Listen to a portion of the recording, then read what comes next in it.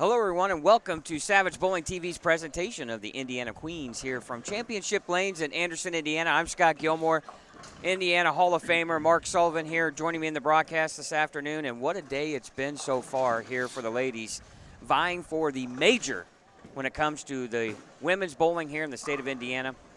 And qualifying, we've had great scoring. Our number one seed, Lisa Seyfarth, 129 over for her qualifying squad. But the big story of the day was in the B squad when Brianna Long shot the tournament's first ever 300 game. And what a moment it was, Mark.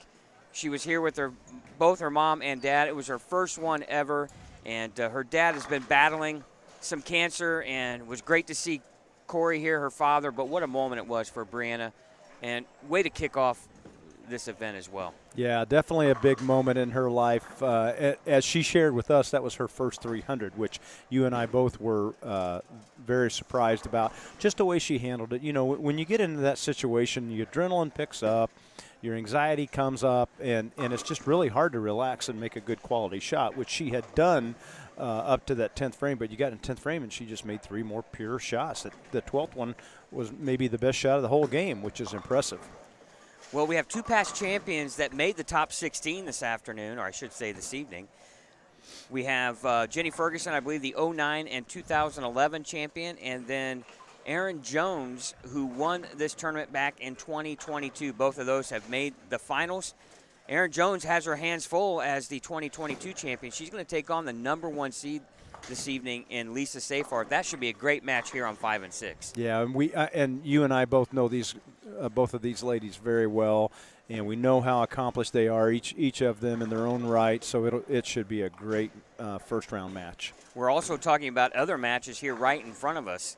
On 7 and 8, we have Brittany Kinney and Natalie Tackett. That should be a great match too as well.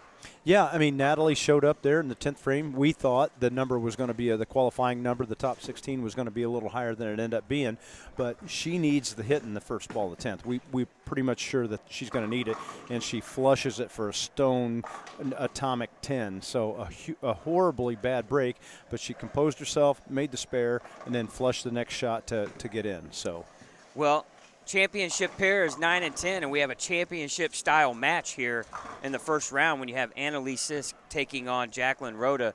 Both these young ladies throw it really well.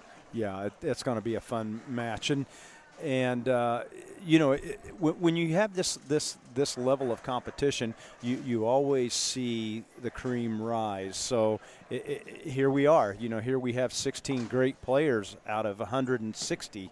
And you're down to 16. So yeah, we're going to see some great bowling here. And there were some great bowlers who didn't make it as well. Absolutely. You mentioned that 160 number. That's the record total of entries this year for the Indiana Queens. Last year's number was 136. Impressive to see a new record turnout, but a lot of young faces here this weekend. Yeah, I think that's one of the first things I commented on when I sat down in the booth with you guys, was the amount of young talent that was out here on the floor. Well, it should be an exciting match play finals here for the Indiana Queens. Single game, double elimination is the format at hand.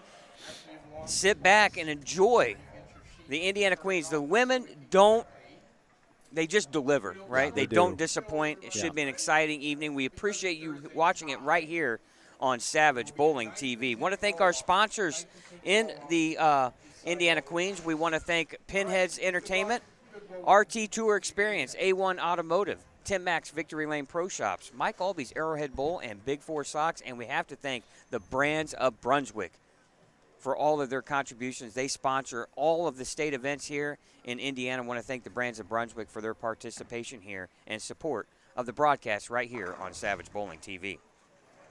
All right, sit back and enjoy the ride as the women showcase their talents right here in Championship Lanes. Just down the road, half an hour from Indianapolis, a little northeast, I guess. Yep. Boy, Kayla Bird opened the match with just a phenomenal shot in her ring 10.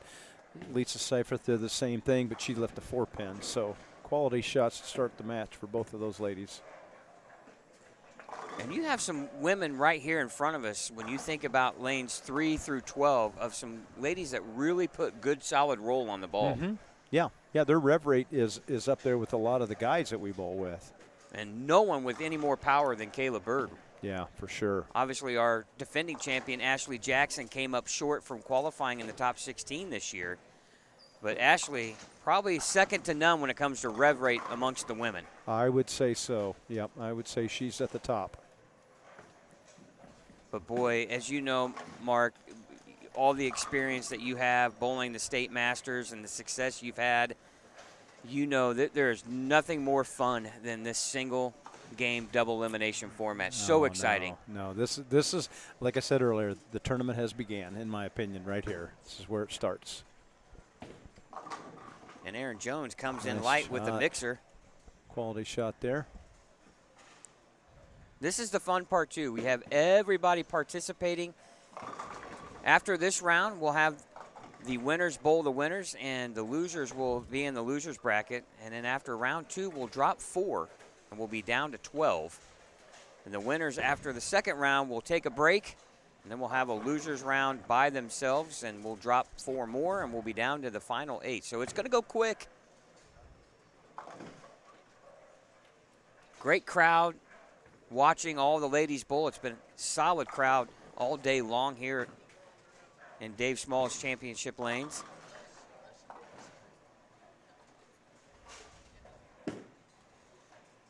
Oh, and Natalie's going to miss a single pin spare. That's a tough one there. As you know, you just don't want to give your opponent any breath of life when it comes to that, as Olivia Poor chops the 2 or the 3 off the 6.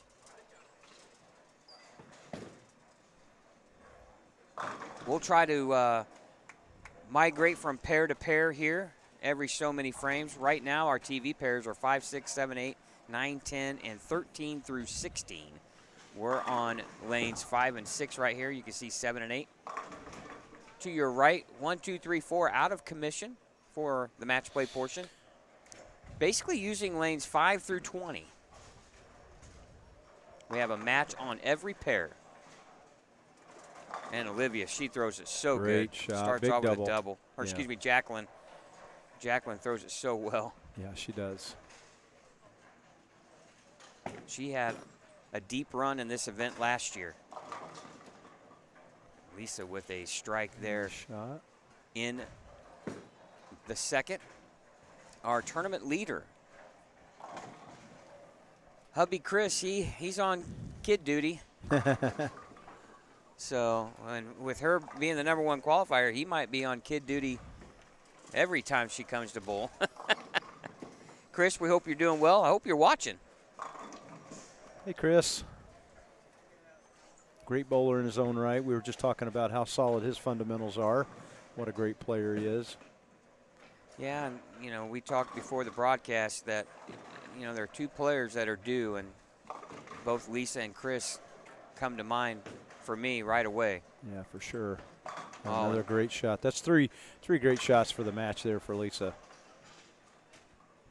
What I am so impressed by these ladies are they look so confident. They don't look nervous. Nope. They just calm, cool, and collected.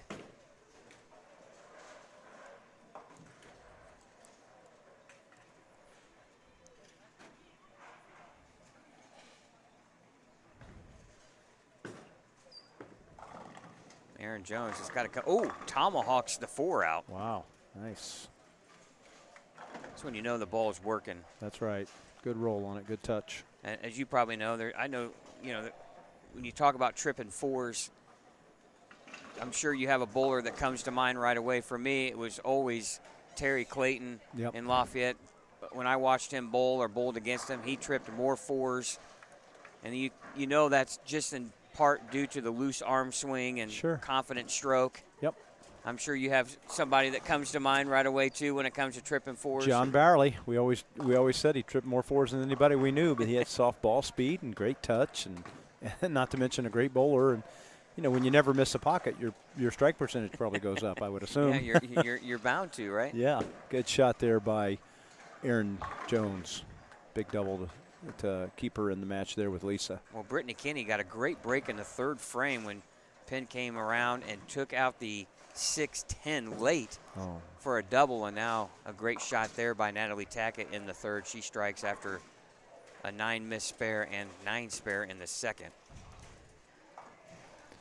Kayla Bird working on a double. She's got this match going the right way for her against Olivia Poor. Ooh, Lisa's going to miss the head pin left for a washout. See if Natalie can put a double on the board here. That's close. Pretty good shot there, huh? Oh. And she 9-pinned the frame before on that laner. That could have been a 3-bagger for her. So she made some quality shots to open the match. And Kayla Bird throws a big split there to. Yeah, the 2-4, 8-10. Yeah, bad count too on a double. You know, and that happens a lot more with when you have a little more rev rate and you send the ball a little wide. Sometimes you're a little miss right. Is that for someone with less rev rate, they might get by with that, hitting the 6-pin or 3-pin right in the face more. Yeah, the bigger the angle there, the more opportunity you have to leave that stuff for sure. And the ladies are such great sports too. Yeah, they are. Great sportsmanship. Yeah, I want to shout out to Paul Lamont too. Elected into the Hall of Fame, State Hall of Fame today. Congratulations to Paul. Paul, a runner-up here in the State Masters a few years ago. Yep. And head coach of Vincennes. Bowls the PBA 50 Tour on a regular basis. Yeah. Great bowler. Great bowling family. Yeah, for sure. Craig and all down the line here. It looks like they passed it on. I definitely have a good bowling gene in that family. Yeah. Now Jacqueline Rhoda working on a 9 spare here on the far right of your screen, lane 9, the championship pair. Good looking shot. Just wow. great roll on the ball. Yeah, she does. She really does. Lisa Seifert comes back with a strike there after a washout open. Well, and you know, Mark, these games go by so fast. Oh, they do. It's a blink of an eye, isn't it? It is. You look up and you're in the 6th or 7th frame already. Yeah. Yeah, you try to breathe and take your time and really make sure you're ready when it's when it's your turn to bowl. Make sure you're ready for that to throw the best shot you can throw. Wow, Jackie with another great shot there. Golly. Well, and one thing that I will note about the ladies, they are fast bowlers. Yeah. Yep. Where a lot of your guys are a little more deliberate, a little more methodical, right? Yep, Take their time. I'd say so. But yeah, these ladies, when they're ready to go, they go. We made that comment with Brianna on her 300 game, right? It was like she was ready to go before the ball even came back through the return. Yeah, she was closer to get a speeding ticket than a slow, no moving violation. That's for sure. Oh, great cover there by Brittany Kinney. That was a great shot by Brittany. Nice. Picked up the 3-6-7-10 split. Ooh, maintains the lead in the match by making that. Little trip 4. John Bowerly style there on lane 9 for Annalise Isk. For sure.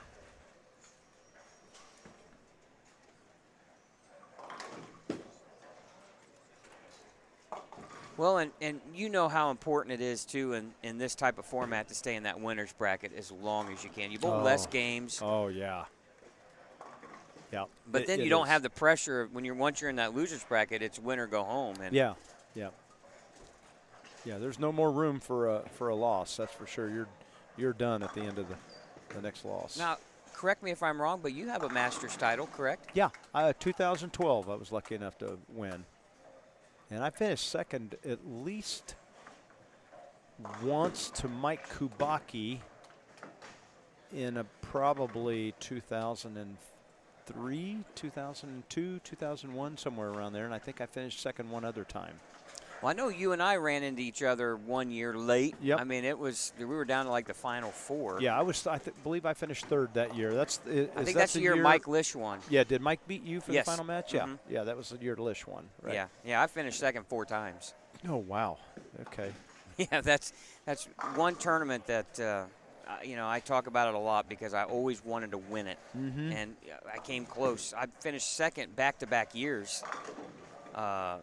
I lost to, of course, one gentleman's can't think of his name right now, but he was out of Richmond. And the other, I lost to Randy Robertson in back-to-back. Jerry Krupa. I don't know if yeah, I remember Krupa. Yeah. so I lost to Jerry Krupa and Randy Robertson in back-to-back years, and then I lost to Kevin Michalowski one year, yeah. and then I lost to Mike Lish. Wow. Well, you must have finished second to Randy Robertson in Crawfordsville. Is that right? No, not Crawfordsville. It might have been Crawfordsville. No, it wasn't Crawfordsville. I can't remember which. They used to float. Yeah. From wherever the state tournament was, that's where it went. I know one year I was in Richmond, or no, Jerry Krupa was in Indianapolis. Okay. But I can't remember where I lost to Randy Robertson. Of course, Randy he probably would tell me. Yeah. But yeah, you know how exciting it is. Of course, the format has changed so much since we bowled in it back before Jeff Circle and the staff took over, right? Yep, that's right. And as you know, I'm not saying it's never easy to win, but No. now it's so difficult to win. Oh. Just to get to the top 32 is a feat in itself. Well, you have to bowl great for 3 games. I mean, you can't take a game off. And it's a sprint. I mean, there's no getting lined up one game and then bowling 2 great games. It's every sequence of the event is pressure. You only have 3 games of qualifying, and you just can't afford to make a mistake. And then if you don't make that top 16, then you have to come back and bowl 2 more games in the morning to seed yourself in. To get in, yep. Those 2 games are pressure and stress. I mean, there's just so much stress when it comes to that event because the pattern is so difficult and challenging, not only physically but mentally. Yeah, that's so true. And it's no different than this is for the ladies here in the Queens. This is the marquee event of the year. Once a year, you get a chance to bowl in this. And you want to succeed. You want to bowl well. You want to win. And it's just so much pressure on that. Yep, self-induced mostly, isn't it? Yes. Yeah. We've got some great matches going on here. Lisa and Aaron are tied up in a great match. Natalie and Brittany have got a good match going here. Brittany stayed clean. Yeah, you look at the scoring right now, and Aaron Jones can strike out for 247. Lisa can strike out for 254. And Natalie just got a double there on a high hit. Pretty fortunate. Yeah, she missed the 6-10 there in the 5th. Looked like she was a little out of timing, which isn't a surprise. She hasn't bowled much at all. Yeah, and being a demanding condition, it really shows up. Bowled 4 times since, Chad just says she's bowled 4 times since the arrival of the little one. Now Lisa with a 4-bagger. She's on a 230 pace. Oh, Messenger! Oh my goodness. And a wobbly 7. What a great shot. For Natalie. Looks like Buffy and Jenny Ferguson. Looks like Buffy's got that match in hand. She's just coming off about a 4 or 5-bagger there, it looked like. So she's looking. Oh no, she was on a 3-bagger and a double clean. So, but Jenny's got a little. Yeah, don't even attempt to try to read the scores from that far it's just too away. far, isn't it? Yeah. And you have the glare of the light here in front of you too. Yeah, that's right? true too. Yeah, Mike and I are the same way. It's like, my eyes might have been able to do that some time ago, but not now. Well, no chance. Annalise Sisk just left the 2-4-10. Oh wow. And Jacqueline Rhoda after the double went open in the 6th and 7th. So this could let Jacqueline back in it. And almost a trick shot there for Annalise. Almost. 141 in the 8th frame. So Jacqueline can come back and take the lead here as Lisa opens in the 9th frame. Critical mistake there. Brittany gets 9 on the shot there. That's keeping her ahead in the match here in front of us with Natalie. Yeah, just 12-pin lead for Brittany. Big shot here for Jacqueline Rhoda. She comes in light. Oh, she's going to roll the 2. She sure did. Yeah, she's not thrilled with that shot. internally she's thrilled with the result. What's going on there? That's going to put Erin, if she makes a spare, she's going to be up by 7 going into the 10th, so she can lock that match out. She's on a 2:16 pace. However, Lisa can shoot 2:19. Jacqueline could really help herself by doubling here. Pretty good shot. Wow. Oh, it is high flush. Big shot. Big shot.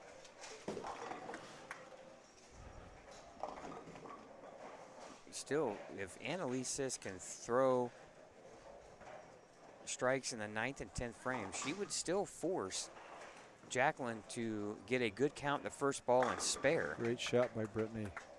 Keep herself ahead in the match.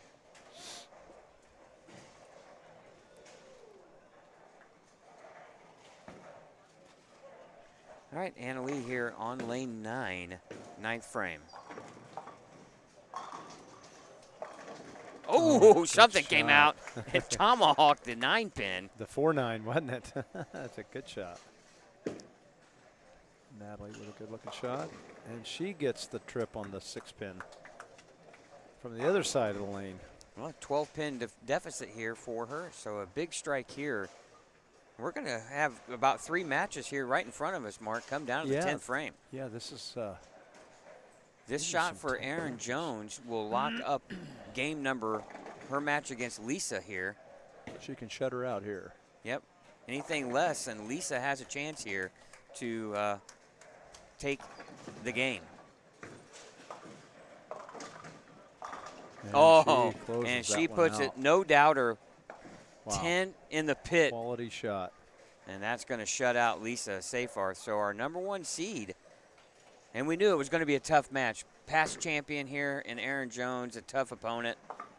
And that's what it, you know, you think, oh, in most sports, the number 1 seed, number 16, it's not like the NCAA tournament in men's basketball, where usually 99.9% of the time, unless you're Purdue University or Virginia, where you lose that game, right?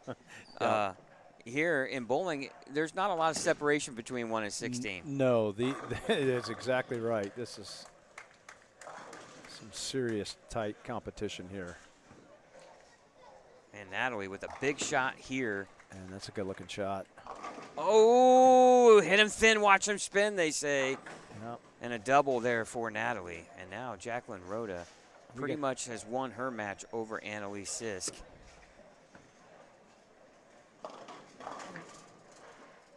It looks like Kayla Bird's going to win her match.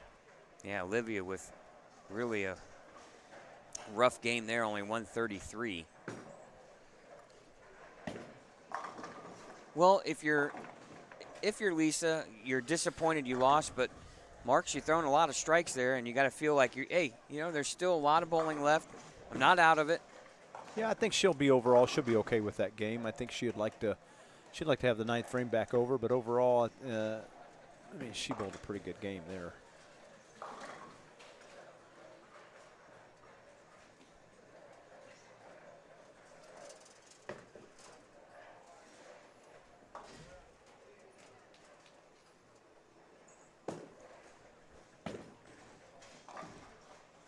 Still, a couple of shots I'm sure she would love to have back, especially the 6-3 when you're working on a double and then you throw the next 4 and then 7-2 in the 8th or in the 9th. We're going to have some pretty good winners bracket matches too. It's just, like I said, it just keeps getting better and better as we go here. And yeah, no kidding. So many matches last year came down to the 9th and 10th frames, and as a watcher, as a viewer, I mean, you can't get any better than that. No, this is what you want.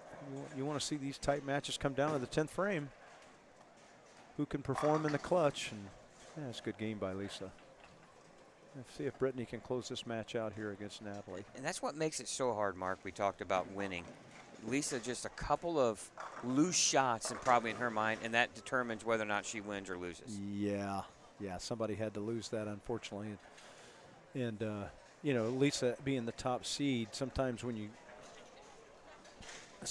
the top seed, you get to bowl the last qualifier. Well, in that case, Erin was certainly not not one of the weaker. There is no weak player in the top 16, but she certainly got a past champion and a quality player. Well, when you think about 160 entries, you take 16 bowlers to the finals. That's 10% of the Yeah, field that's, get here. that's People all you just don't get. realize how 90% goes home, right? Yeah, Yep. yeah, and that's what when people talk about, oh, at the Masters, oh, I didn't, I got beat my first 2 matches. I'm like, listen, based on the number of entries, only 8% of the field gets in to the top 32. Yeah. So as soon as you make match play, you're in the top 8% of that event. That's an accomplishment right there. Yeah, in any field, let alone the premier event in the of the year in the state of Indiana. Well, we're going to have to wait for the 10-pin to be respot on lane 8 as it gave Brittany a strike. She needs to make this, Mark, to advance over Natalie. How big was the 8 count in the second ball in the 10th? And the miss, Yeah. Natalie's missed a couple of spares here that if she ends up losing this match is going to haunt her to a degree. Well, what a game here for Brittany. If she makes the spare, a clean game. Yep. And boy, what do they say, strikes for show, spares for dough, right? Yep, keeps you in the match, keeps you in the tournament.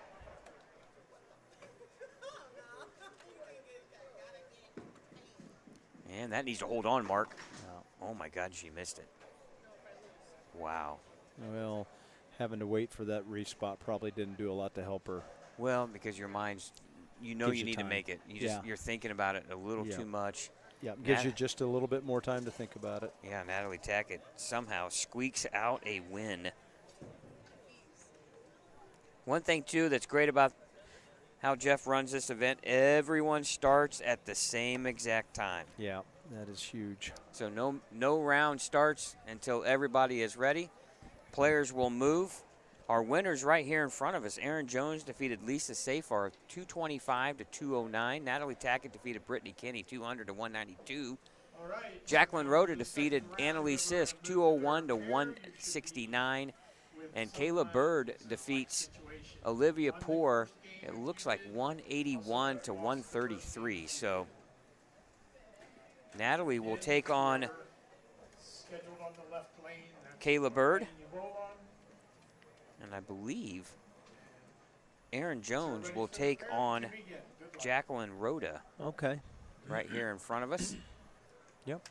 And then we have a loser's bracket match on 5 and 6 between Brittany Kinney and Olivia Poor. And Annalise Sisk and Lisa Safarth is a loser's bracket match on 11 and 12. So here we go, round number 2 of the Indiana Queens here on Savage Bowling TV. Want to thank our sponsors once again. Want to thank Erin Jones opens up with another great shot. She looks like she's really comfortable out there, Scott. Yeah. Okay, want to thank the Brands of Brunswick for their latest releases and product information. Like them on Facebook at Brunswick Bowling or go to brunswickbowling.com. Mike Alby's Arrowhead Bowl. Bowling games, billiards, birthday parties, corporate events, and more. What are you waiting for? Arrowheadbowl.com. And RT Tour Experience. It's time for you to invest in your game. Locations in Pinheads, All-Star Bowl, and Muncie Lanes, and Tim Mack's Victory Lane Pro Shops. Don't settle for anything less than victory. Locations inside Royal Penn Woodland, Western, and Expo Bowl in Indianapolis. And speaking of Expo, Chad let me know that the Indiana High School Bowling State Finals will be held at Expo next year. Nice.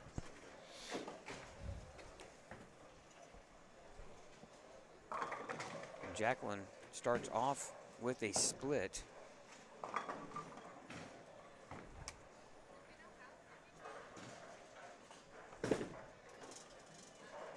Natalie Tackett with a really tough conversion there and converts. Ooh. You don't want to shoot that too many times. Oh, well, they say that's the toughest spare on tour. Mm-hmm. I mean, I would never. So many ways to miss that. I think that's the issue. There's only 1 or 2 ways to make it, and about 15 others to miss it. Man, Brittany Kinney comes in high, and the 3-6 3-6, 9-10 was standing, and a pin came across and took out the 9, and unfortunately the 6 with it. And great recovery there by Jacqueline. Great shot. We're going to go down here now to lanes 13 through 16, and we have Kaylee Bragg bowling her match, and then we have Faith Hall, I see there on 15.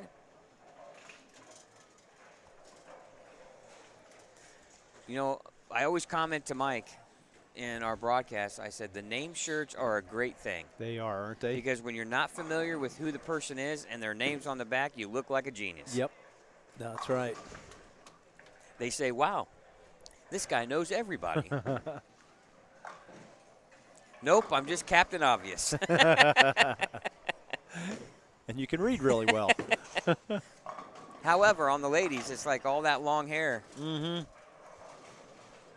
Well, the individually autographed jerseys, you know, that makes it kind of hard, too. Some people's writing is easier to follow than others. Yeah, we don't know who's in the winners bracket or the losers. Oh, Yeah, wait a minute. Yeah, we got a little help here. So roughly 8 rounds here in total as Kayla Bird gets a little break. Kayla. Rolling the 2-7 out.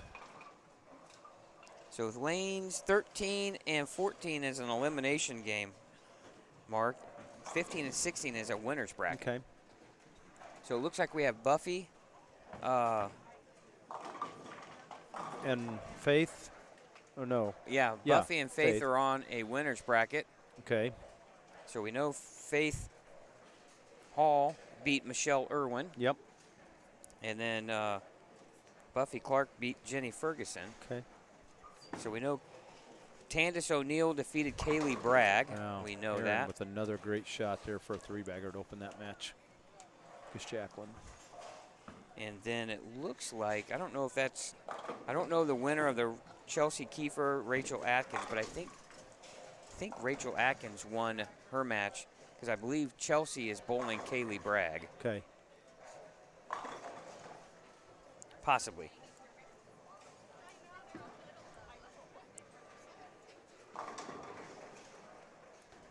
Now Faith Hall stepping up on lane 16 here. Looks like she's working on a strike in the third, now 4th frame. Want to thank our friends at Lane Talk. Great shot there. Want to thank our friends at Lane Talk for the scoring here today inside Championship Lanes. We thank them for providing us the graphics, and this will keep you updated on the scores on all the matches. Now Kaylee Bragg here on lane 13. Comes in light, 6 count.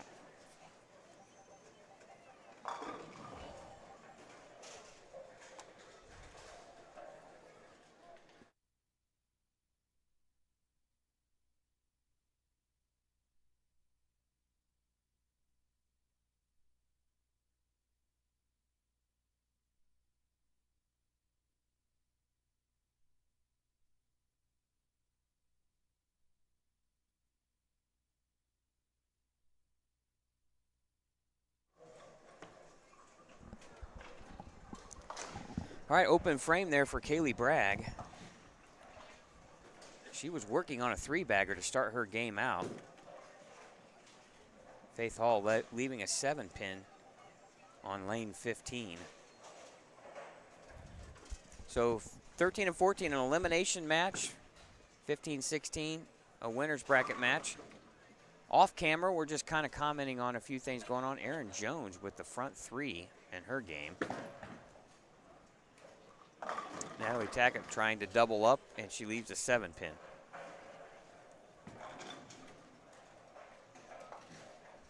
And a good cover there by Faith Hall.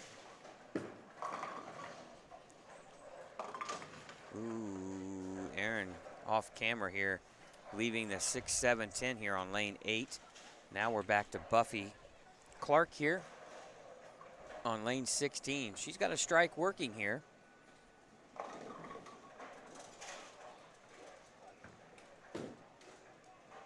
What's impressive is she's got throws a really solid backup ball there, leaving just the 6-pin.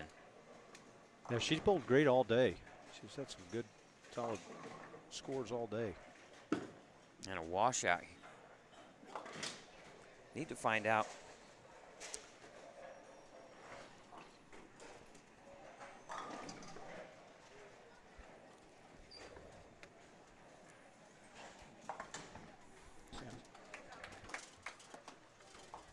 Buffy makes a 10-pin. I believe that's Chelsea Kiefer, I believe, and I apologize if not. Hey, thanks for hanging out with us here this evening here on Savage Bowling TV for the Indiana Queens. Join us in the chat if you'd like. Feel free to ask any questions. Let us know where you're watching from. We always appreciate seeing everybody from where they're from. And Stephanie, appreciate the comments. And you had another solid weekend. I know you're disappointed by missing out on match play, but another good showing. Stephanie bowled good in the Indiana Masters, too, against the boys. Had a good showing there. And Jeff Hudson, I appreciate the kind words, and thank you for the support there on the Hall of Fame induction.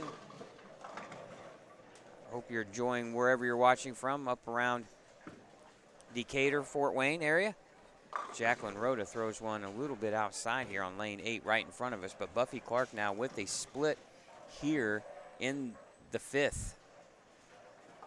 Oh, Slides it most right in makes front. it. Tough break there.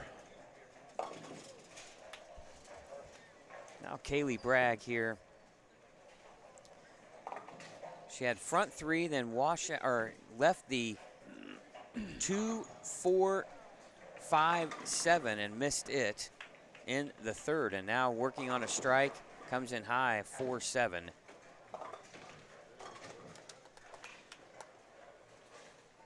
Now Faith Hall with an opportunity to snag the lead here against Buffy Clark, and almost the bucket. 2-4-5.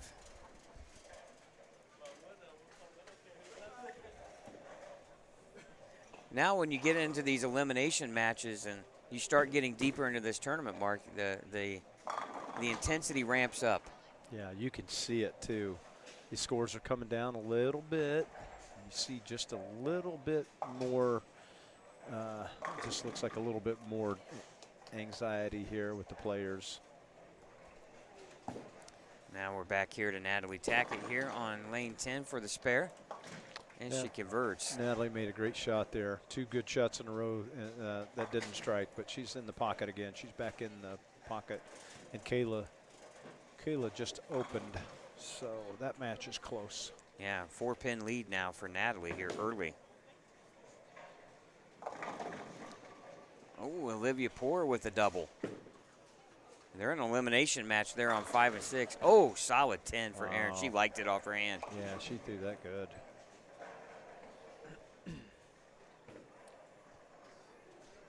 Lisa Seifert was on a 4-bagger there and let the shaker 7 on a good shot. So.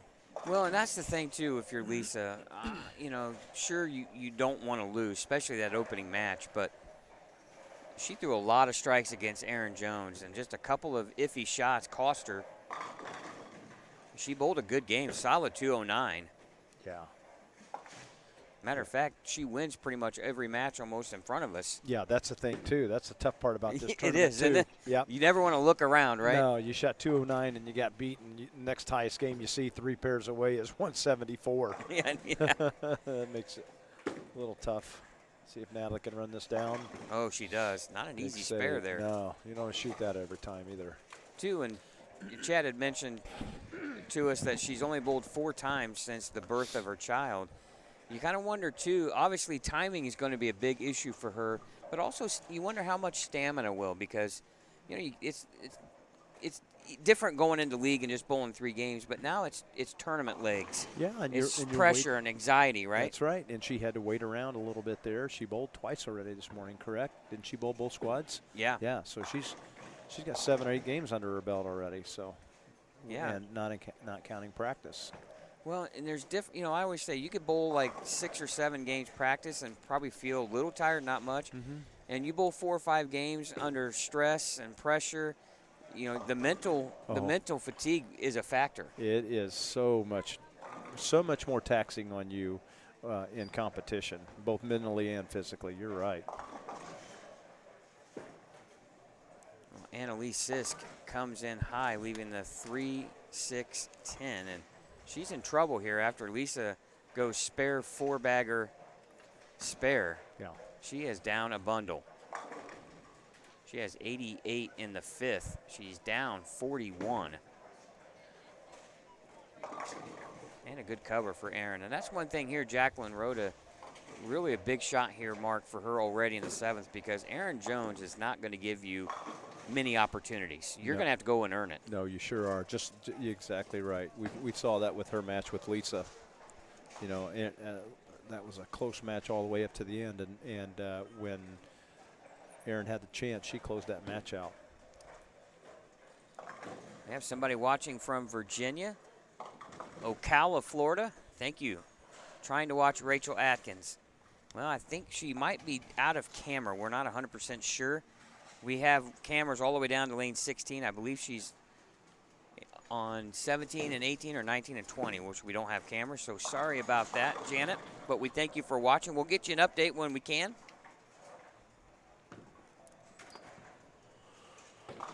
And Jacqueline opened there, so that's going to put her in a pretty bad spot here. It's going to be down 20. Yeah, and you just, boy, against a quality player like Aaron Jones, yeah, you just can't make many mistakes. No. Let's see if Natalie can set one up here. Oh, light mixer. Wow, 6-pin. Makes a great shot. All right. Our matches here, as Jeff gives us our official sheet. On 15 and 16, it's Buffy Clark, Faith Hall. 13 and 14, it's Chelsea Kiefer and Kaylee Bragg. And Janet, Rachel Atkins is bowling Tandis O'Neill in the winner's bracket on 17 and 18. So she's going to be just off camera here. And want to thank Space Coast Gambler watching from Melbourne, Florida, former Hoosier. Sure, it's a little warmer where you're at right now than it is here, but it is. We're experiencing some above normal temperatures here. On 7 and 8, Aaron Jones, Jacqueline Rhoda, 9 and 10, Kayla Bird, Natalie Tackett. As we mentioned, 11 and 12, Annalise Sisk, Lisa Seyfarth. That's an elimination bracket. 19 and 20, Jenny Ferguson, Michelle Irwin. That'll be a dandy one. And Chelsea Kiefer and Kaylee Bragg, 13 and 14. That's an elimination as well. But here's an interesting note. 1, 2, and 3 seeds are all in the elimination bracket. They lost their first round match. So our top 3 seeds fighting for their lives here in the Queens. That's what we talked about. Throw the seeds away. Yeah. In this sport, it doesn't really matter. No, it's no advantage, that's for sure. Like I said, Lisa bowled one of the strongest. Lisa, who led the qualifying, bowled one of the strongest players in the field, Aaron Jones, the first match. Here you go. Congratulations for leading. Here's your first match. Yeah. And you win. Yeah. A match with.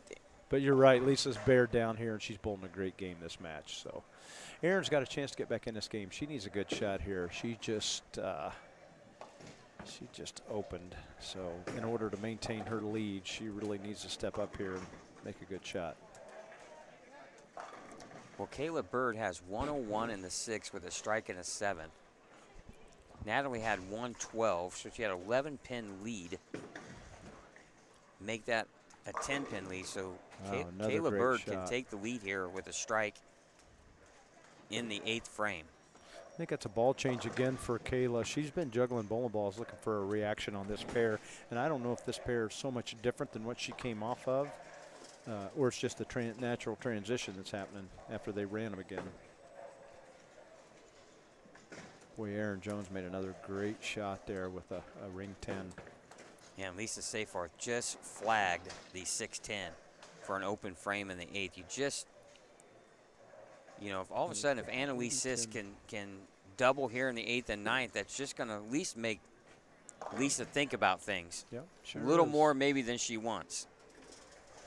Now Jacqueline Rhoda here after the open frame in the 8th for Aaron Jones. big shot for her, a must strike. Looks like a good shot. Yeah, it was. Oh, and it was. Yeah, that's a big shot. She takes the lead in the match. And Annalise Sisk comes in high, leaving the 6, 9, 10, and that's going to pretty much do her in.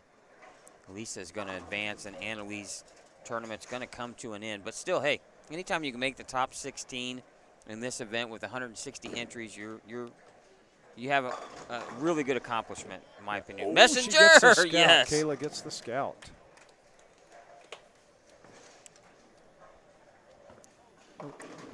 Jacqueline comes in high in the 10th frame.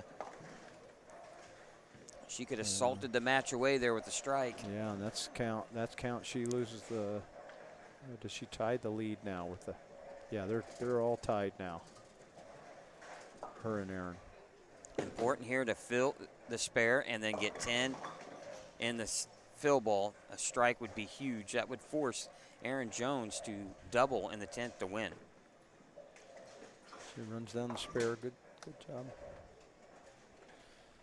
See, Brittany, Brittany's going to need the first 2 to win that match. Yes, she needs to double. A lot of drama right here in 5, 6, 7, and 8. Deja vu, huh? Yeah, Brittany Kinney on the far left of your screen needs to strike here first ball in the 10th. Quality shot. Oh, it just kind of wiggled a little bit on her. Yeah. And she opens. And that's going to end her event. Olivia Poor is going to advance. Jacqueline. Oh, okay, 9. 9, it forces Aaron's hand. Well, now Aaron can go 9 spare strike to tie. Strike spare to win, correct? Yes.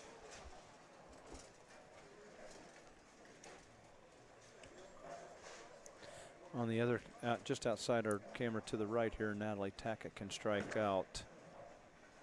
But she and for 199, but she cannot shut Kayla Bird out. Yeah, that would force Kayla to get the first 2 and really good count in the fill. That's left or right of target. Yeah. That's been Natalie's miss today. I've noticed that too. Yeah. And to me, Mark, from an observation point, that's just timing. I think so. Yeah, I think that she just doesn't have the feel that you have, the rhythm that you have when you're bowling a lot. Well, Aaron Jones here, strike, spare to win. 20 fill, strike first. She made a great shot. Oh. Yeah, you couldn't ask for a better shot than that. You know, Aaron has had all the talent in the world since her young days. She's from Lafayette, coached by Gary Ness, I believe, in her younger days. Fun fact, she used to throw a backup ball, and Gary, I think, got her out of that. Wow. And she credits Gary a lot, still to this day. Yeah, again, another player with great fundamentals. Well, any type of spare here, and she advances. And sends Jacqueline Rhoda to the loser's bracket. That's really good off her hand. Oh! She couldn't throw it any better. That was a great shot. How big was the 9 count for Jacqueline Rhoda? 188 now. That's going to force Kayla Bird here to get the first. And good count. And good count. Aaron needs this to win the match, right? Yes, by 1. By 1.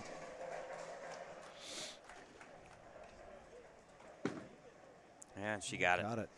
Now we're going to switch. Chad, if you can, switch to 9 and 10. Shot here by Kayla Bird. We'll get right behind her. She's first one here, needs it. Comes in light. Boy, that was been her miss in this game. Natalie Tackett will survive. Again. And I'm telling you right now, if Natalie's got 9 lives, if she's a cat, she just used a couple of them up here in these first 2 games. Well, and in case in point, we talked about it earlier, she kept herself in the match. She never doubled. She only struck 1 time and bowls at 187 and wins the match. Man, we've had some drama here.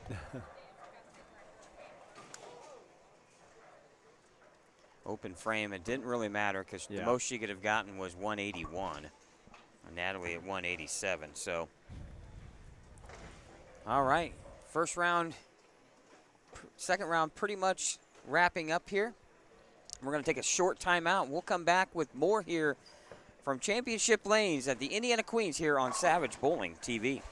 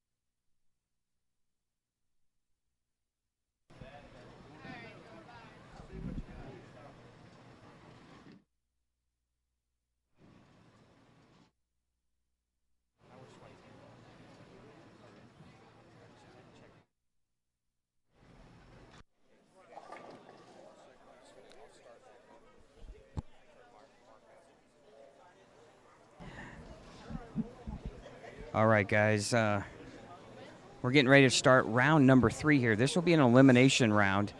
I'm going to sneak out to out here on the lanes and see if I can't grab a hold of a few of the winners here. So, guys, I'm going to leave it to you and you two guys to handle things in the booth, and we're going to go out and try to get some interviews here. Yeah, I got to position a couple cameras, and I'll be right back.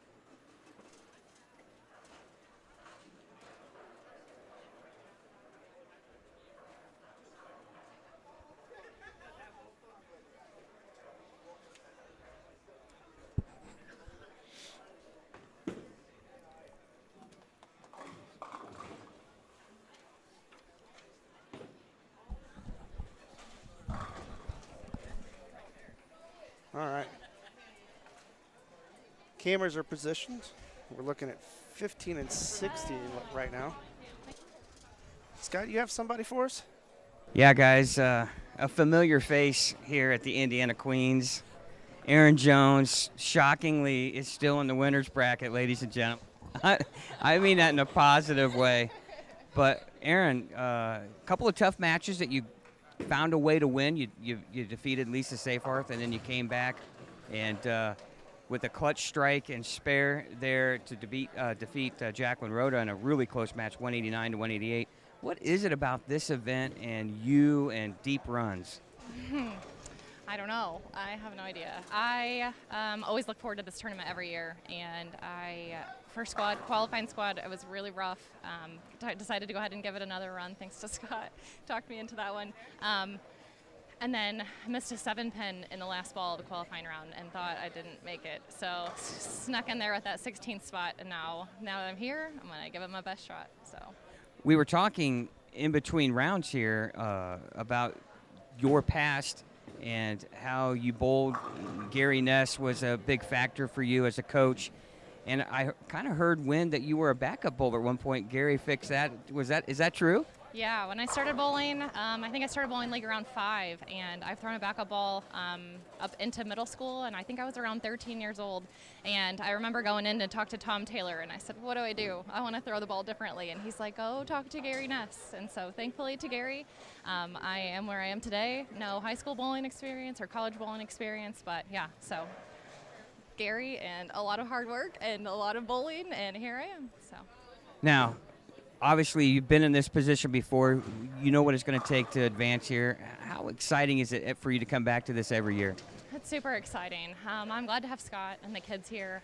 Corbin had to sneak out, but he was here last time during my win. It's fun to do it for myself, but for my kids, it's super special.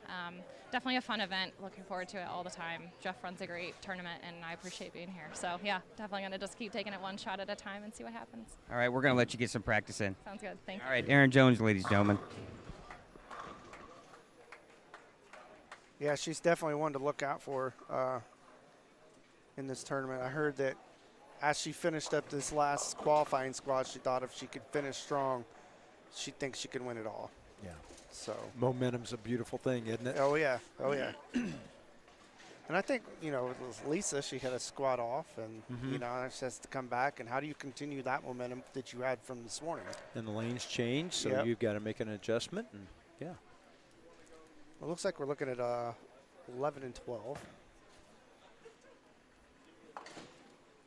All right, guys, I'm going to sneak in here. I have Tandis O'Neill down here on the warm-up pair. And Tandis, how exciting is it for you to kind of use that college experience here at the Queens and find yourself winning 2 matches in the winner's bracket so far? It's crazy. I didn't have very high expectations coming in today. I don't know. I just wanted to come out here. It's my first adult big girl tournament, so I've been trying to just stay calm. And in college, I'm pretty good at the under pressure shots, so I've been really trying to hone in on those. And I wish that my college coach was here today, but I have my friends and family behind me, and I can just feel the support from everyone, and just out here bowling in Indiana. How much of that college experience do you feel like is playing a part in your success so far? A lot. Jordan and Jerica have really taught me how to break down pair, ball changes, what to look out for, and right now I don't really have a coach behind me, so I feel pretty confident in making those ball changes and what surfaces to use, moves, stuff like that. So college has definitely made the biggest impact on my bowling career so far. Well, we have to say congrats on being named Player of the Year in your conference. So how exciting is that? That was crazy. It was fun to win. I haven't really won an award since my freshman year. I was NAI Rookie of the Year, but honestly, I'm just out here to bowl for my team, and that means more to me than anything. So, how cool would it be to win this Queens, though? It'd be really cool. Like I said, I came in here with not much confidence in myself, and just out here bowling, and it would be crazy to win. I would be very excited. All right, best of luck. Thank you. All right, guys, watch out for her. Yeah, she throws the ball really well, and she's had a really good year. Like I said earlier, we ran the Boilermaker Classic for Purdue back in October, and she won, made the all-tournament team, of course, won it all. Yeah. And that kind of started her year off, really. All right, Just takes a little something sometimes just to get your belief system up there. That's right.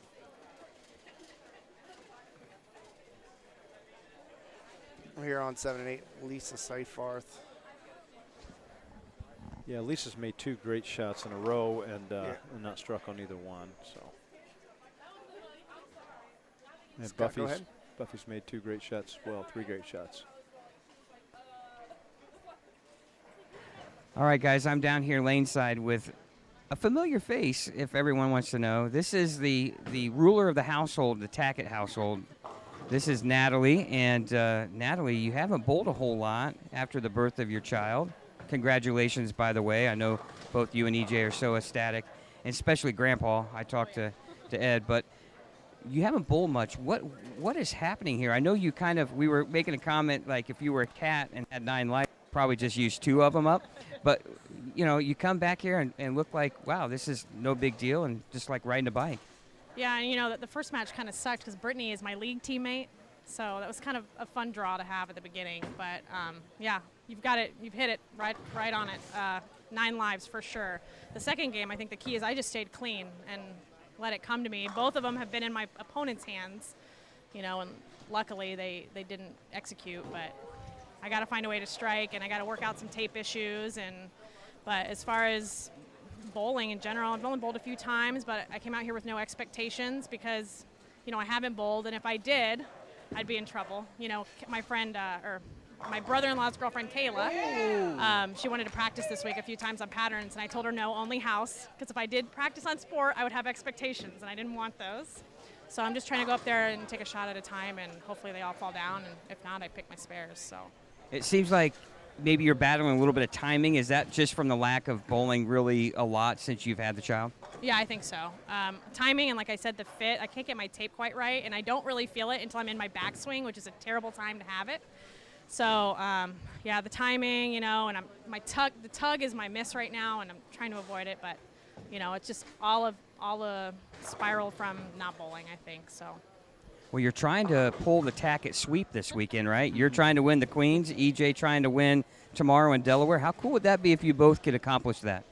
I would love that, more so for EJ. I mean, he's had such a stellar season, and it's coming down to just a shot a game, really, that's costing him. And for a lot of people, it's a shot a game or a shot a block that's missing cuts, and for him, it's to win the tournament, and it's really special. And I'm ready to see him run the ladder tomorrow. And if I can make a win here today, maybe that's some incentive for him to go out and win tomorrow. So maybe he'll want it a little bit harder, a little bit more.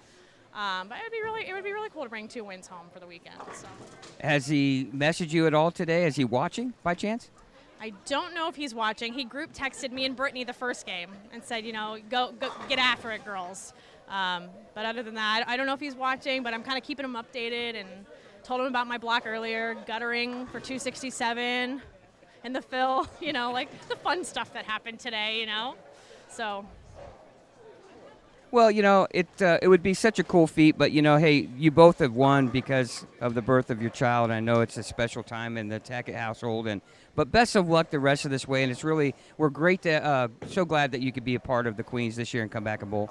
Yeah, I really wanted to be, even if I wasn't really ready. I wanted to keep my feet wet and competing, and what better way than to be here at the Queens with you guys. So. All right, best of luck. Thank you so much. All right, the better Tackett, Natalie there, guys. All right, down on 15 and 16, Jacqueline Roden. I believe she's bowling against Jenny Ferguson. Is that right? I think you're right, and I can't see the score Jenny. at all. No. Chad. Well, we have it on the screen there. Okay. Looks like. Of course, it just says AB, so I'm not sure who's who. Yeah. But Sarah just bowled, so let's see what comes up here on the screen.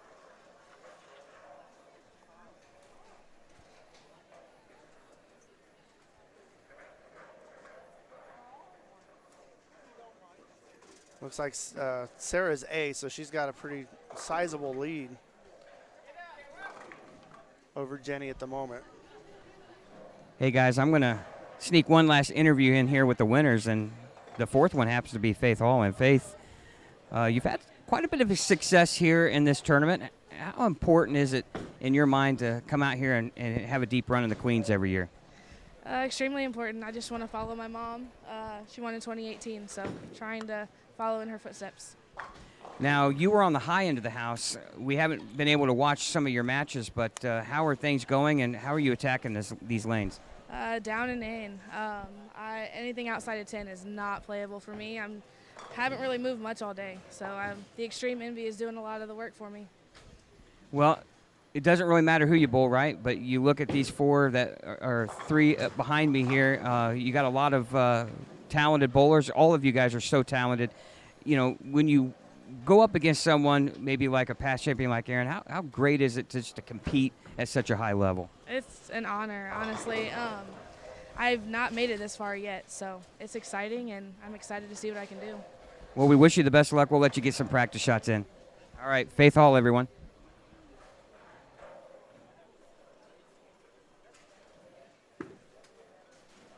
All right, still on 15 and 16. Jenny needs to start striking. She opens there 8-1. She needs to really start throwing some strikes. It's coming down this way looking for a ball maybe. That's what I'm thinking. Yep. She reached in the bag for something a little stronger. Looks like she's all of her misses, Chad, appear to be to the right, or then she compensates and just comes over the top of it to go high. So this looks like a little more aggressive ball.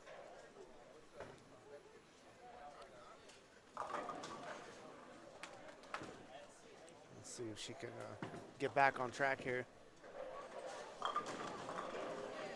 Oh, she gets the trip 4-9 there. Yeah. That's a big hit. Something. She's going to need some help, though. She is. Jacqueline's got a pretty good lead here, doesn't she? Yeah. 27 pins plus. Let's see, where do we want to go to now? Let's go down to 11 and 12 here.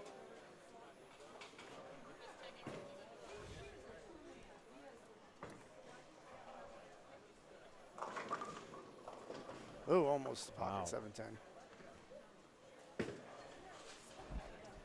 All right, guys, I'm down here on 15 and 16. It's Jenny Ferguson taking on Jacqueline Rhoda here.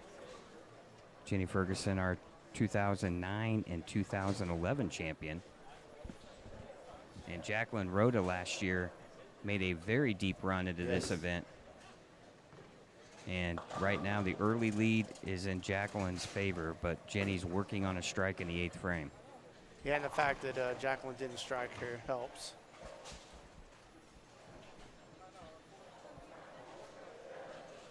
Chad, it looks like Kayla's going to have to get up in this match and double.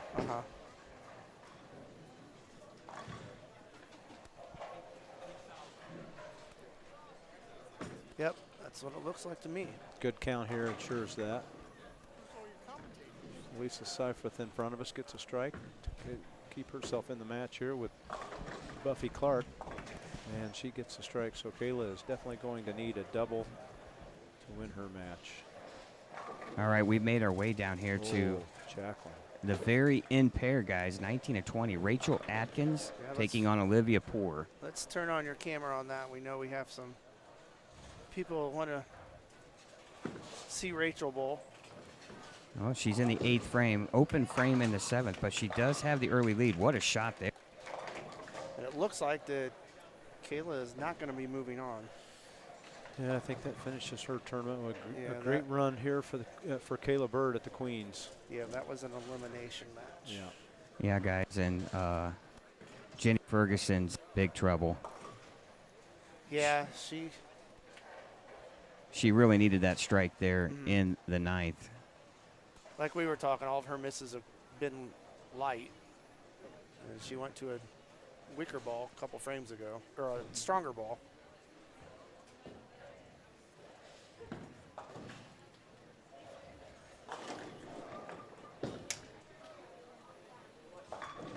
Ooh. 4-6 split for Rachel here in the 9th. Gives Olivia a little bit of hope here.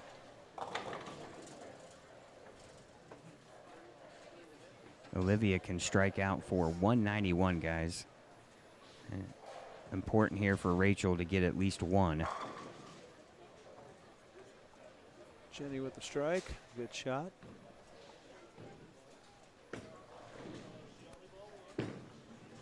Going down to the Buffy Clark, Lisa Seyfarth match.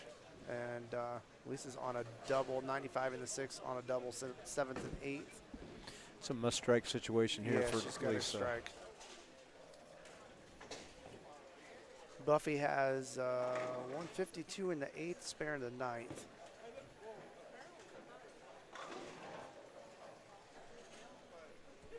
Again, this is an elimination match. Well, all these matches are elimination, I guess. Now that I look at our sheet. Yeah, they are. Yeah, Chad. Every match here Yep. is an elimination match, and we have a really good one brewing here on 19 and 20. Rachel Atkins has 172 in the 9th. Olivia Poor can strike out for 191. And Lisa struck down here.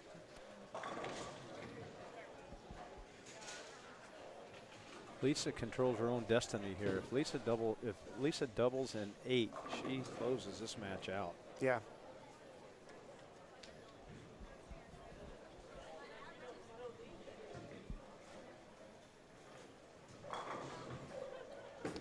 Well, Jacqueline Rhoda is going to that's in. advance. Yeah. Lisa with an 8 count there. Looked like that one was a little left off of her hand. Yeah. Immediately. Yeah. Still not over. Yeah, she's still technically in the lead in Yeah. the match. So spare strike here forces Buffy to double, doesn't it? Mm-hmm.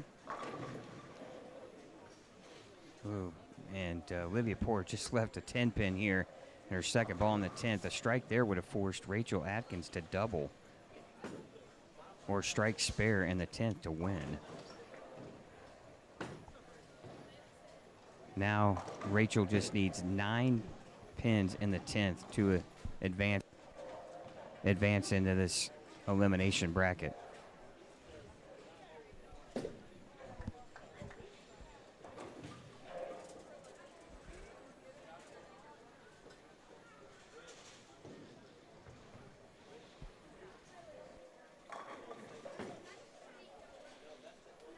Lisa Seyfarth really taking her time here on this shot. Yeah, she knows very- this is important. Mm-hmm.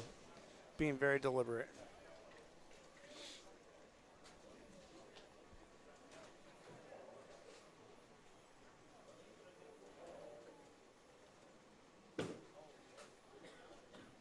Oh, 192. 191. So that makes Buffy has to get a strike. Yeah. And a spare to win. She really needed a strike there to force her to have the double. Yeah. Guys, Rachel Atkins in the 10th frame just left a stone 8, and that's enough to advance. Ooh. I've never seen anyone a little bit more excited or relieved with just a stone 8, right? Normally you're upset, but that was enough pins to advance here in the losers bracket over Olivia Poor. Buffy Good shot. shot She's there got for a strike. Buffy. Good shot. Oh, Oh, wow. She made a solid great shot. 7. Yeah, you couldn't ask for a better shot. No, that's it. That was quality. Oh. Well, she's.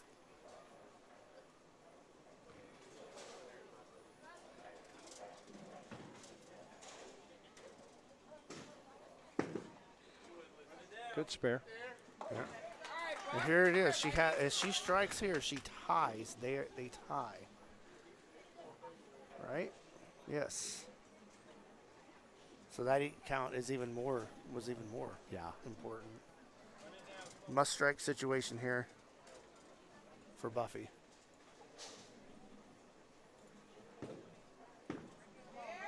Got it in a little bit. Yeah. Looked like that was right off of her hand. That's Well, a Lisa great tournament survives. for Buffy. Yeah, great tournament. Wow, sound like we had a little bit of drama down there, guys, Yeah. but Yeah, we I've did. snagged a winner here in the elimination bracket. Jacqueline Rhoda here with me laneside. And Jacqueline, you've had a couple of tough matches, but you survived and advanced over a past champion in Jenny Ferguson. You made a deep run in the past here. Are you building on those experiences to kind of help push you through some of these difficult matches here in the elimination round? Yeah, I feel like I hit a bad pair right here, but I did hit a bad pair in qualifying, so I learned from that, and now I learned from that. I'm doing the same thing here that I did down there, so I don't know exactly what happened, but I'm not gonna forget about that and just keep on going. I got some advice from Jenny, so I'm going to take that with me and keep on going. Well, you're throwing the ball great. I mean, you can take a lot of confidence in that, right? And every pair's a little bit different. This house is kind of tricky. Do you have familiarity with a lot of this moves in these houses, or are you trying to play the lanes pretty much the same everywhere you go? I'm playing the lanes everywhere. It seems like every 10 lanes is a different bowling alley. So That's right. I'm just making good shots. Obviously, spares is key, so that's what I'm going with. Well, it's always a lot of stress and anxiety because you're in a win or go home, but I'm going to let you get to your next match so you can push on, right? Yes. Thank you. All right, Jacqueline Rhoda, everyone.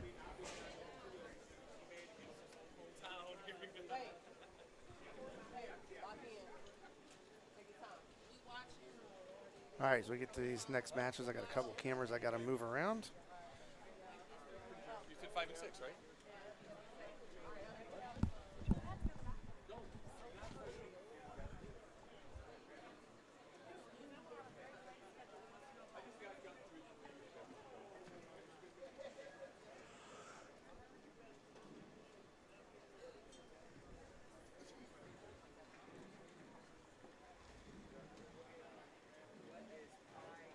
All right, once both of you are to your pair, you can begin your matches. Good luck. All right, guys, I'm laneside here with Lisa Seyfarth. And Lisa, man, you bowled great, but you've had a couple of nail biters here, right? How you feeling? And are you hanging in there tough? Hanging in there tough, Scott. Just trying to take it one frame at a time. That's all we can do, right? I'm going to ask you a couple of math equations. Oh, wait a minute. You said no. You you told me no tough questions, but you've been bowling so good here. What is it? I'm just trying to stay down in the shot and let the pins fall where they fall. It's just me against the lanes, right? Can't control what anybody else does. I'm taking it. Hubby Chris is going to be on kid duty now all the time when you bowl. I mean, it has been nice knowing that Tucker is safe at home with Chris, and I can try to just focus on bowling. Well, I'm going to let you get to your next match because it's do or die for you every round, so I want you to be ready, but best of luck. Okay, thanks, Scott. All right, guys. Lisa.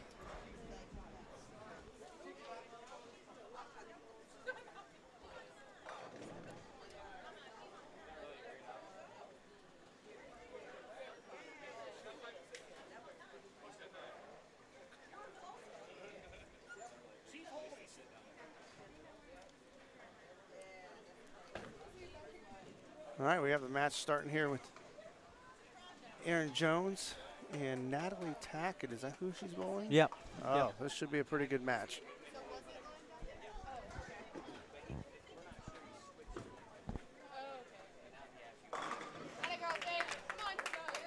We have Faith Hall and Tandis O'Neill on 5 and 6.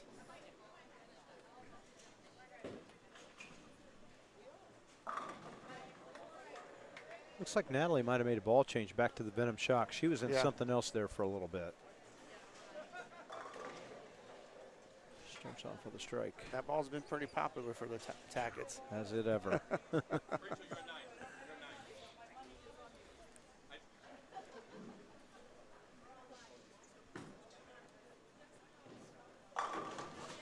Great opening shot for Tandis there. Yeah. This one also should be a pretty good match on 5 and 6. So Yeah, for sure. Natalie starts off with a big double there. That's going to be huge. She was just commenting on how she really needed to put some strikes together, and it looks like she's got a different plan this game. well, she was fortunate to have that time to practice and maybe work some stuff out. You Yeah. know, like she's having issues with tape and Right. And but that could all have to do with timing. It may not necessarily be the tape too. Good- if your good timing's point. off, you're going to hang up in it. You're going to drop it. Yeah. Yeah, because you just don't have that good feel. That's right.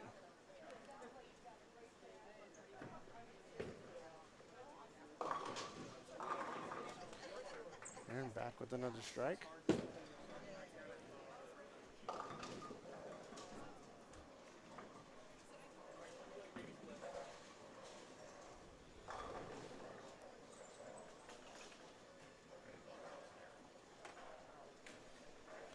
Over here on 9 and 10 was Lisa Seyfarth and Rachel Atkins.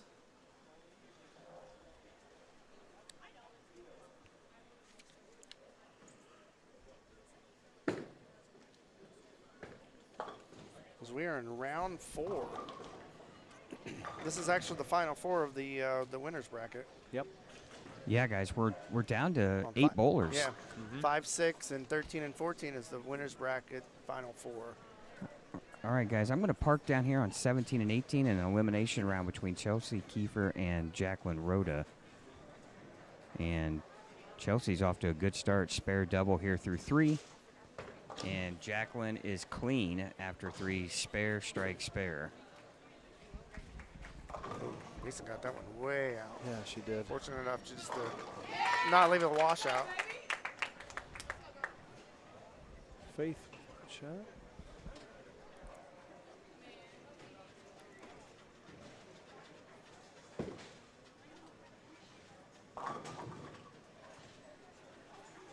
Natalie got away with one there. That's a good 9 count there.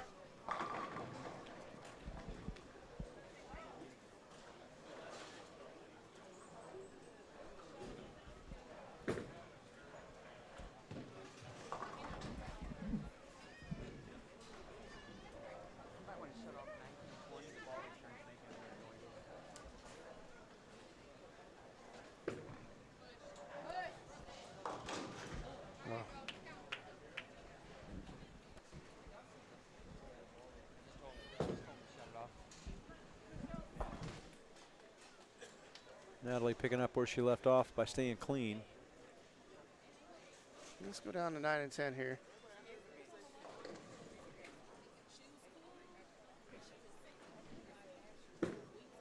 Lisa up here in the second frame. Goes high 11 to 2, 4, or yeah, 2, 3, 6, 10. I'm left-handed. Got to turn the brain around. Yeah. Hey, guys, Broadcasting 101, shut your mic off when you're not commenting on anything. Oh, the ball return here on 19 and 20 You was. talking about when you were talking? Yeah, the I ball I return turned you on down. 19 and 20 was making some funny sounds, and I looked down. I'm like, hey, you got your microphone on. Way to go. It's my first time. Hey, good match, though, down here on 17 and 18. Oh, man, Lisa missed that altogether. Yeah, she hadn't done that all day. No. Yeah, that's unusual for her. She's a great spare shooter. Well, as you know, guys, Mark, you and I talked about it a couple of rounds ago. The intensity and pressure is going to ramp up a bunch as, you know, players can start seeing the finish line here a little bit. Absolutely. Absolutely. Well, yeah, and you're going to see the pace of play go down.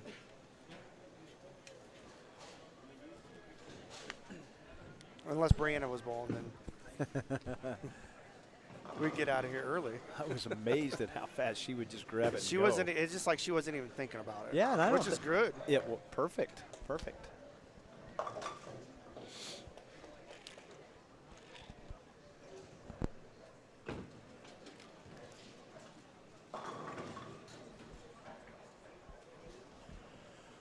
This is the last match that will be on 9 and 10 until our championship match. The Rachel Atkins, Lisa Seyfarth match.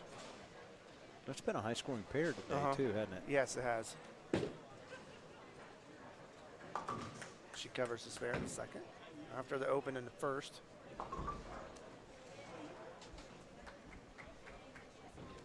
Jacqueline just threw a fantastic shot here in the fifth, trying to get a double, and leaves a stone 8-pin. Wow.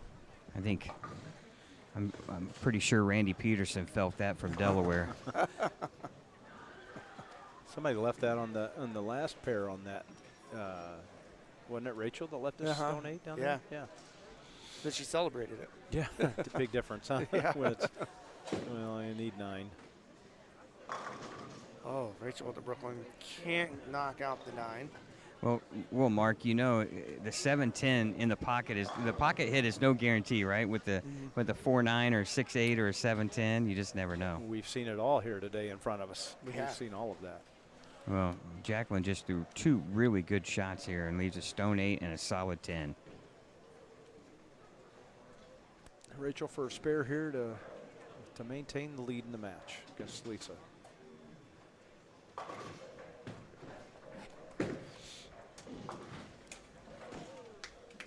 Neither player struck yet. Mm-mm.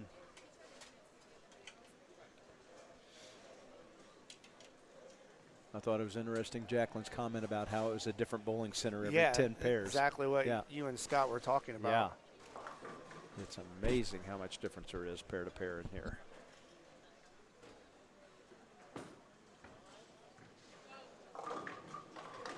Well, it's crazy. The PBA was just here a week ago. Like, how did those guys feel? I mean, scores were so high that. Well, and I think that masks a lot. The softer the pattern, it masks that. The harder the pattern, it. The true characteristics of the lane surface and a lane comes out. Yeah, exactly. We have our first strike of the match on 9 and 10s. Lisa strikes. Lisa's been juggling bowling balls a little bit too. I've noticed she's had a couple of different balls she's been switching back and forth, depending on the pair. Yeah.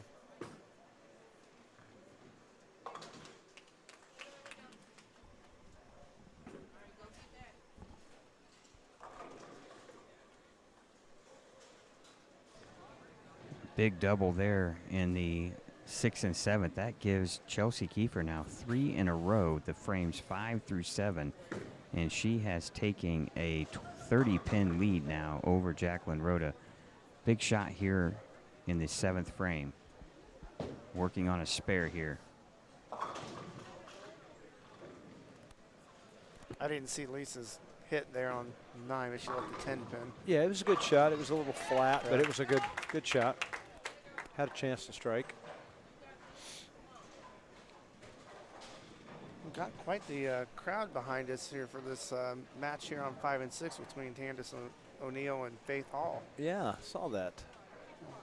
Switch over there after Lisa's spare attempt. There you go. That's normal for shot. Lisa. Yeah.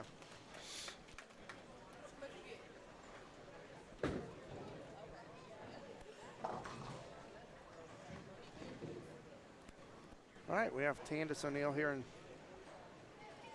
lane 6, 5th frame. Good shot. Oh. Boy, guys, Jacqueline Rhoda just with no luck here. Her last 4 shots, all solid in the pocket. She has 1 strike to show for it, 2 10 pins, and a stone 8. Oh. Just no luck. All 9 spares and strikes for Jacqueline. But Chelsea's been one that's been able to string him here. She struck 5 out of her last 6 times. Rachel with a good shot there.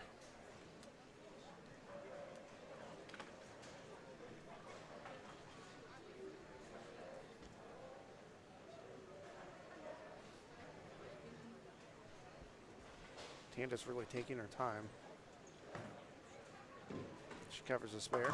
Yeah, pace has slowed noticeably, hasn't it, Chad? It has. It has. Rip 10 there for Chelsea. Ooh. Off camera here, Rachel Atkins breaks up the 4-6, just leaving the 6 pin. Excuse me, I said 10 pin. Rip 7 here for Chelsea. She breaks the string of 3 up. 29 pin lead for Chelsea over Jacqueline. Heading into the 9th frame.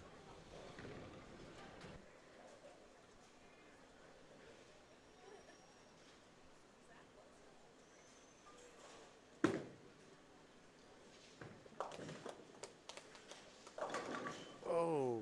Another great shot by Candace. That ball acted like it was going to hook, and it just kind of stopped. Yeah, because I think Kinda she laid went off. Yeah, she just went high a little bit on lane 6, and then that one looked like the same shot, and it just floated past it a little bit. Yeah, yeah. Another great shot, though. Boy, every match in front of us here, Chad, is within just a few pins. Oh, yes.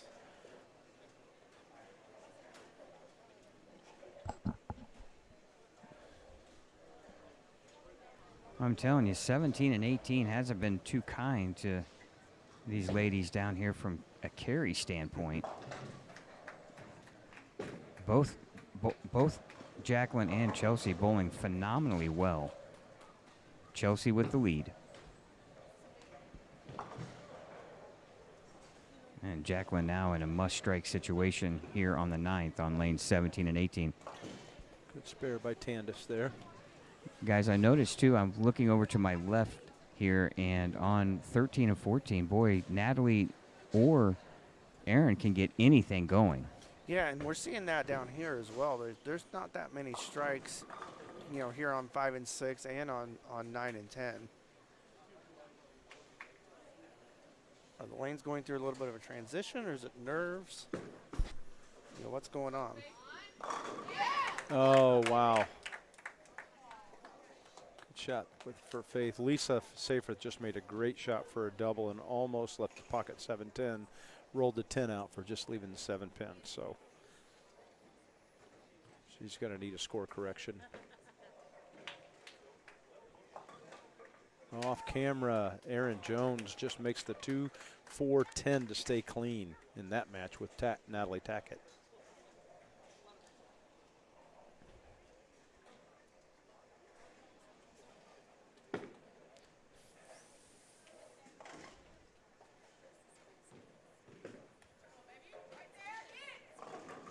Oh, wow. Faith Hall with a big strike there to take the lead in that match against Handis. Oh, yeah, now there's some strikes here. Yeah. Angie Collins in the house stopped by and said hi. Hey, Angie. Told her congratulations on being a grandmother. And Jacqueline just struck here in the 10th and 11th frames and has now forced Chelsea to mark in the 10th to advance. Boy, she's bowled a great game, had she, Scott? Oh, both players have bowled really, really well. Yeah. It's a shame that either one has to lose this game. Oh. Rachel Atkins just threw pins everywhere on that shot. And I clicked on that error on accident. I wanted to go to Natalie and Aaron's match. Wow. This match with Natalie and Aaron's pretty close. I didn't see what that it was a washout 5, I believe, that Natalie just left. 5-4. Yeah. Yeah, that puts her behind in the match, I believe. She started out with the double, and she hasn't struck since. No. Chelsea with a strike here in the 10th, and she will advance into the next round. Boy, she is bowling well. Both players bowled so well that game. It's a shame either one had to lose. Good shot. Yeah, Natalie.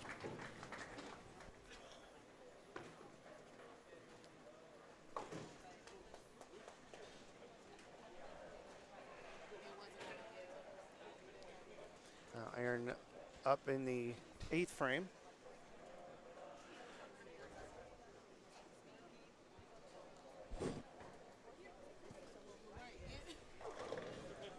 She strikes here, she'll be leading by 6.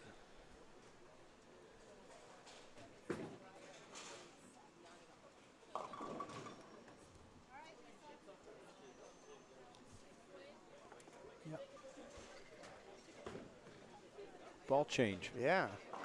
Went Brooklyn. Wow. That hooked more. Yeah, it looks like it had some surface to it. Mm-hmm.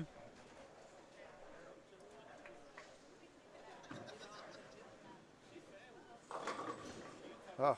Boy, Tandis can't get a. Yeah, she just can't get anything to finish on that left lane. She hit the pocket. It just ends up coming light. It acts like it's going to move. And she's throwing a relatively shiny ball, looks like. Yeah.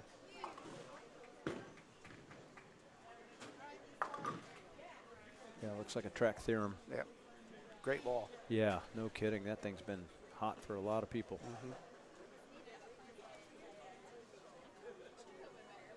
All right, Chad, I'm down here lane side with Chelsea Kiefer, who just bowled a fantastic game. Both ladies bowled so well. Chelsea, boy, you really have it rolling here. Game could have been a lot more, but also for Jacqueline, too. That was a dogfight there.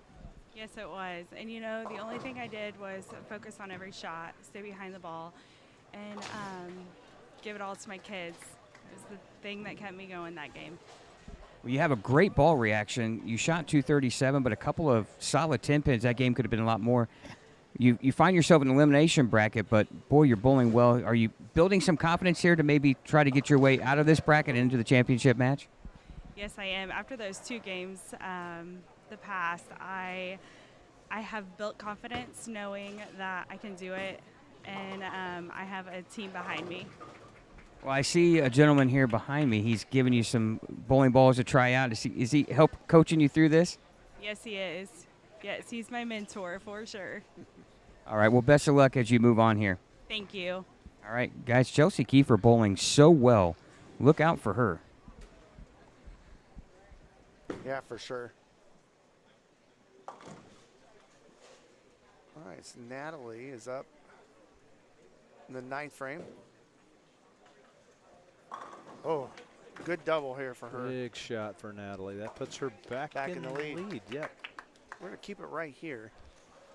And it looks like might be the closest match we have going on right now. Although, if Tandis can throw some strikes, she can get back in this on 5 and 6 here.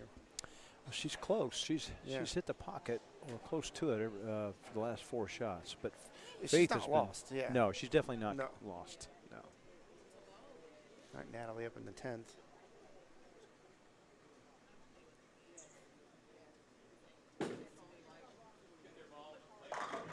Oh, Wow.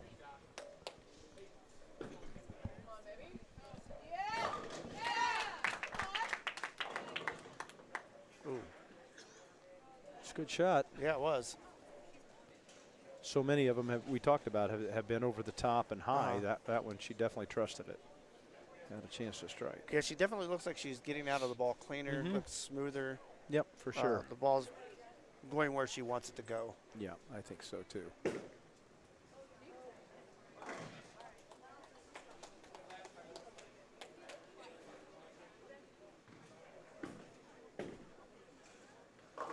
Tandis got one to finish. It's still, She's got life, but she's Yeah. going to need the rest of them Yeah. to force. Natalie gets her spare. Yeah, she's going to force Aaron to get good count, or actually get the first 2 here with a good count here in the field ball here in the 10th frame. Right. It was interesting to hear Natalie's comments in our interview where, she admitted timing was a little bit of an issue, but also mark feel, right? Uh-huh. You kind of lose that feel when you don't bowl much. Sure. Boy, it's coming nice off her shot. hand nice now. But you got to wonder if, her timing being off could contribute to the way the ball feels as well. Yeah. Boy, Tandis. Yeah, she just can't get She can't get that left lane. I think that's three shaker 7s in a row Yeah. in that lane. Well, the nice thing about that for Tandis, if she doesn't advance or win this match, she's still alive. Correct. Yeah, Right. I mean, Correct. she's That's a somebody winner's that can be match. right back into the finals. Yeah. Oh, Rachel. Oh, great Atkins spare. in front of us. A Great great pair. 4-9 spare. And that pretty much seals that match off. Yeah. So that was- Aaron needs a double. Well, if Lisa strikes out, she has 189. It would still force Rachel to mark in the 10th. True. But yeah, anything less than a strike here on this frame, yeah, she's in trouble. Oh, Aaron Jones with a 7-pin. great shot. Oh, Let's my. go to 9 But and that's 10 a real winner's quick. round match too, right, Scott? So Yes. Yeah. she's still alive. Yes. All right, back to 9 and 10 for Lisa's. Guys, Aaron has 1 strike and like 5 9-count spares. Yeah. Oh, that keeps Lisa in the match. Well, Tandis is doing the same thing down Yeah. here. She goes strike, 7-2, 8 spare. 6 frames in a row with 9 spare? mm-hmm. And then she struck in another 9 spare. God, I got to believe she's going to be thinking about a ball change for the next match. Yeah, or just the fact that maybe it's just this pair. And it could be that too. She did throw That's a a different ball change. But see, look at it. Just Yeah. It could be just like you said, Chad. It could just be that lane, in fact. Well, she probably can't wait to get off that pair. yeah. She worked hard that game. Yeah, somebody let her know that she probably doesn't have to bowl on that pair again. That's right. Big shot here for Lisa. First ball in the 10th. That's a great shot. Oh. Strikes. Boy, she really has, she started this tournament in match play with a very dull surface ball, and now she looks like she's in something really shiny. Yeah, this looks like a shiny Zen, and she's been juggling balls down here. Good shot for Faith as she's going to that's a move great on shot. to the winner's bracket final. Yeah, In a Faith. couple rounds from now, she'll have a bye. Yeah, Faith finds herself one game away from bowling for a title. Yeah. Now, big shot here for Lisa. She gave it a chance. That's a great shot. Nice oh, shot. man. Wow. Boy, don't think she That's- would love to have that 8th frame over again. Yeah, and I mean, this is another game where she's just had to grind through it. But, guys, let's not underestimate the importance of that 4-9 split conversion for, Oh, yeah. for Rachel Atkins Exactly. in the 9th frame. That is looming huge right now. Yeah, I was premature on calling that match because I thought that was I saw the score wrong and I thought that sealed her her match, but clearly it didn't. Well, Lisa now has done all she can do, Mark. She's forced Rachel to mark. I mean, that's 4 great shots in a Ooh. row. And she kind of missed that one at the bottom a Yeah. little bit. Yeah. But she didn't. That's all she needed. She just needed a decent count there. But now it's important if Rachel doesn't strike that she gets good count on this first shot. Correct. For sure. Because if she goes spare fill, she's only in the low 190s. So important here to get a good count.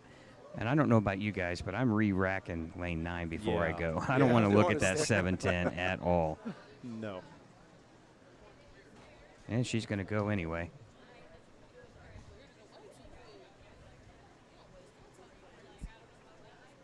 Taking her time.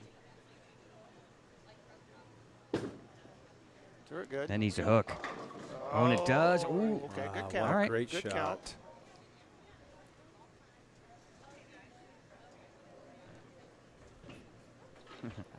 I'm still resetting that pin. Oh. You know, these ladies, they have ice in their veins. It'd be funny to ask her after the match if she even knew it was standing there. My guess is she probably doesn't even realize it's there. No. She's so She's focused. Focused on lane 10. Yeah. Really, you just kind of want to reset it just for fear that it's going to reset in the middle of your approach. Okay. She got All it. right, she got it. Wow, great Now, shot. still important here. Yeah. She can't leave anything. She needs 5 pins to advance. This one go down the middle for you guys, so the spare Ah, ball. strike ball. Yeah, I'm Yeah, just throwing my strike strike ball. Yeah. I mean, what's the odds that you get like Greek Church? Or, Yeah, you know, exactly. even if you go Greek Church, you win. But what's Yeah. the chance you going 4th through the middle? Uh-huh. Probably not with her ball speed. Right. I'm betting the house on this. Oh, yeah. Yeah. Good shot. That's a great shot. That's a winner. Yeah, solid. All right, she'll but move boy, on. guys, that 4-9 split conversion It was huge. won her this game. Yeah. I mean, these matches are decided by 2 pins in front of us, 5 pins there. I mean, wow. Yeah, this is what the Queens is all about, Mark. I mean, Yeah. these are good matches. They're Yeah. always close. Anybody can win, too. Yep, absolutely.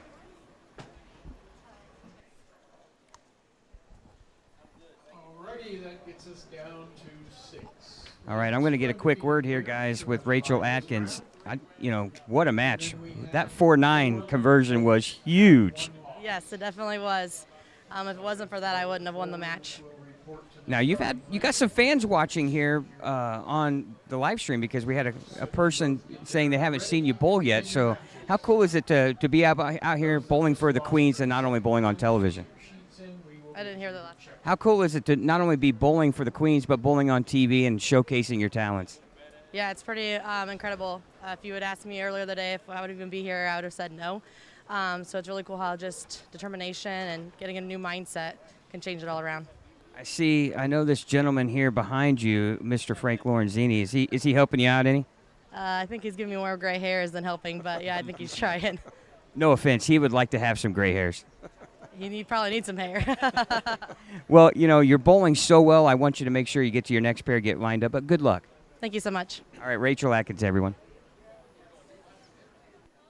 All right, as we get ready for our next matches, looks like it's going to be just on 5 and 6 and 13 and 14. I'm going to try to do a split screen for this here.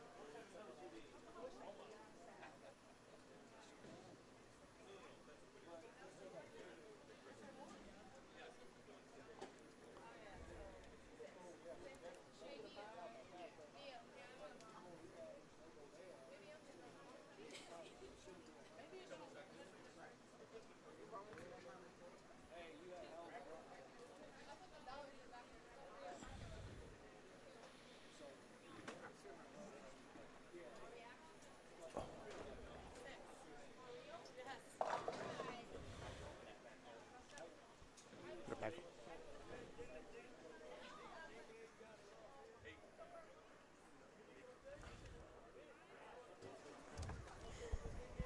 All right, guys, I'm back here in the broadcast booth.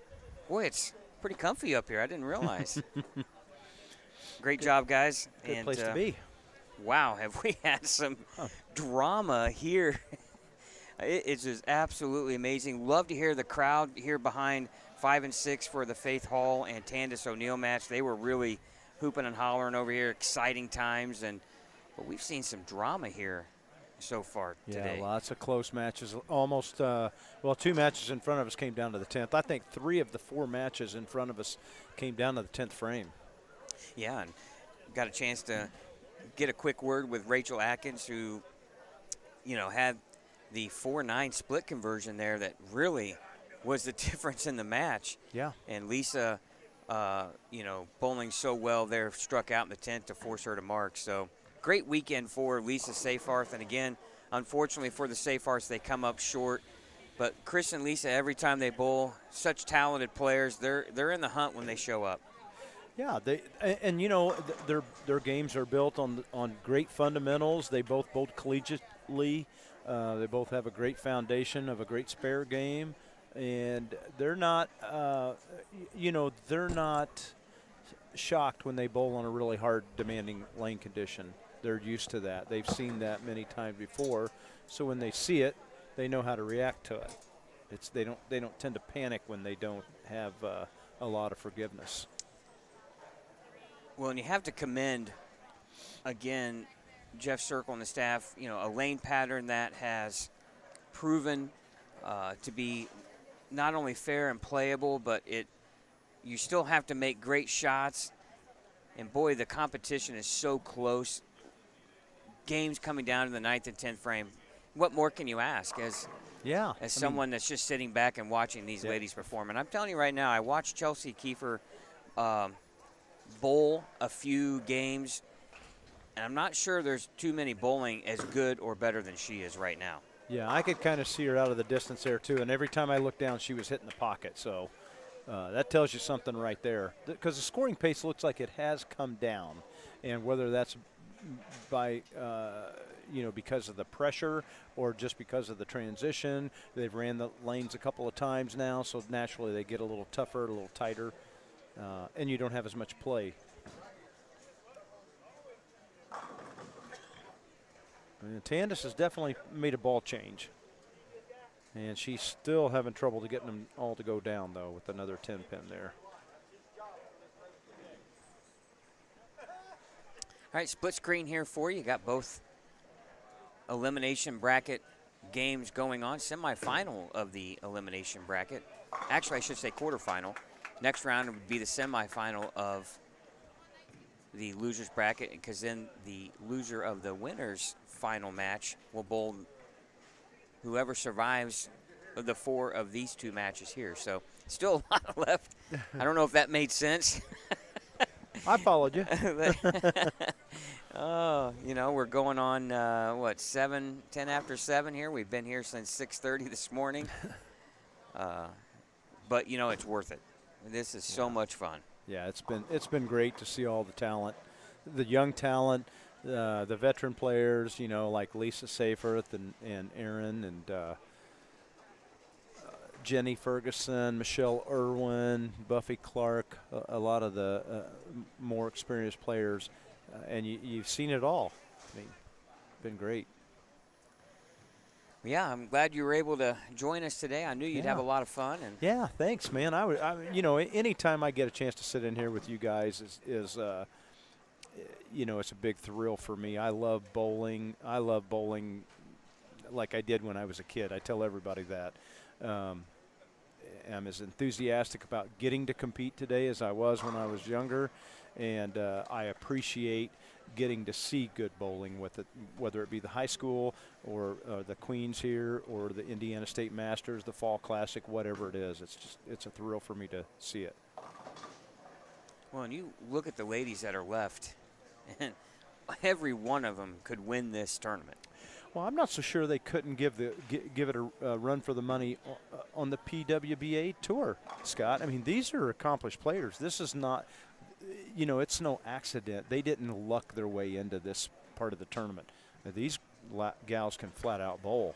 Well, so. and Candace O'Neill, who was just in the winner's bracket and lost to Faith Hall, now gets to go into the elimination bracket, and she has to bowl Chelsea Kiefer, who is shooting in it. She shot 227 her previous game, Yeah. and has been bowling lights out here in this elimination bracket. I mean, there's no favor right there for Candace. No. And Chelsea's off to a great start. Ooh, she misses just a hair right. Leaves a 5-count washout. From back here where I'm looking, I don't really see a lot of. I haven't seen anyone make big moves like you typically see with the guys. You see, particularly on the right side, when you see all that traffic, you see guys really jump left. I've not seen a whole lot of that, and once again, it's a testament to how good the lane pattern is. I mean, that's the place to be, because you still see, just like you said, Chelsea was scoring really well down there. Faith bowled a 230 down here, so. See, that's the thing right there. Rachel Atkins with the same 5-count washout that Chelsea left. You miss it hair right. Yep. On a house pattern, that ball probably breaks back into the pocket, right? More than likely. If not, go high a little bit. Yeah, here you missed the head pin right. Yeah. And we got to watch this pair of lanes because they were really goofy for Candace, or where she played. For Faith, it wasn't a big deal because she was straight up the boards. Correct. So it'll be interesting to see how that plays out. Oh, Candace with the double. And someone listened to me and reset lane 9. I was tired of looking at that 710. It gave me willies, right? I leave enough of those as it is. Yeah, we don't need to stare at them. I don't need the visual reminder here. No. Big spare. Oh, Rachel, nice cover. That's a huge save. Now Candace working on a double. She converted a split in the first frame, spared, nice spare in the second, double. Chelsea spared double and then went the 5-3 washout. You're not going to miss any of the action here. Look left. Oh, and she gets away with the Brooklyn strike.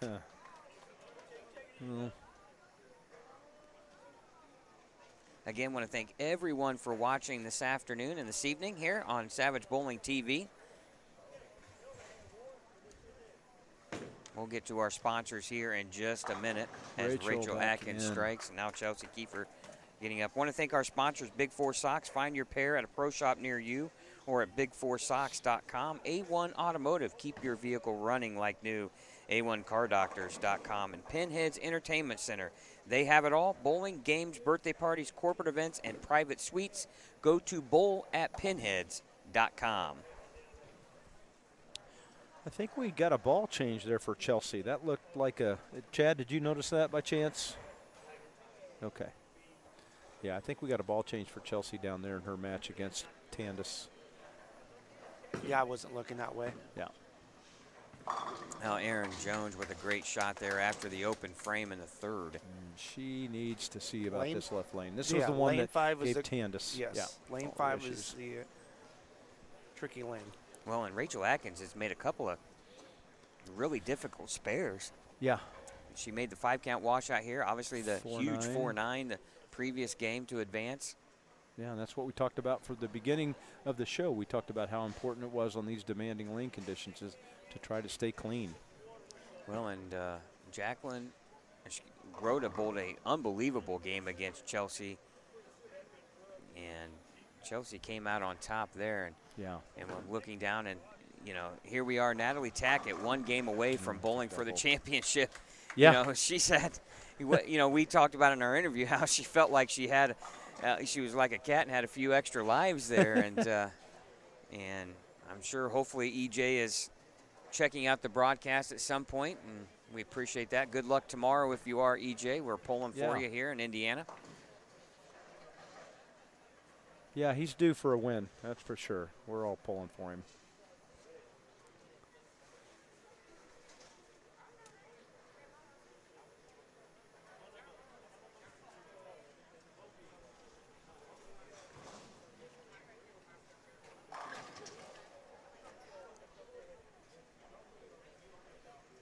Now Tandis O'Neal working on 3 in a row.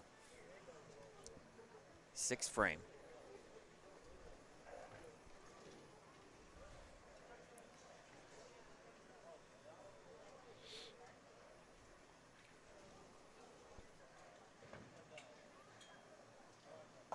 Oh, comes in high. Fortunate. Yeah. Breaks up the split, leaving just the 4-7.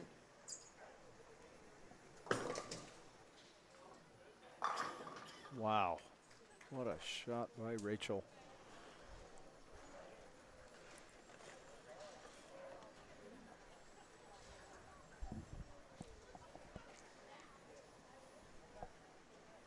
My wife's going to wonder why I'm not going to say a word tomorrow. You won't be able to, will you? You know, you don't realize when you speak for 7-8 hours on Yeah. a day, your voice kind of gets a little on the gravelly or Yep, for sure. gruff side of things here.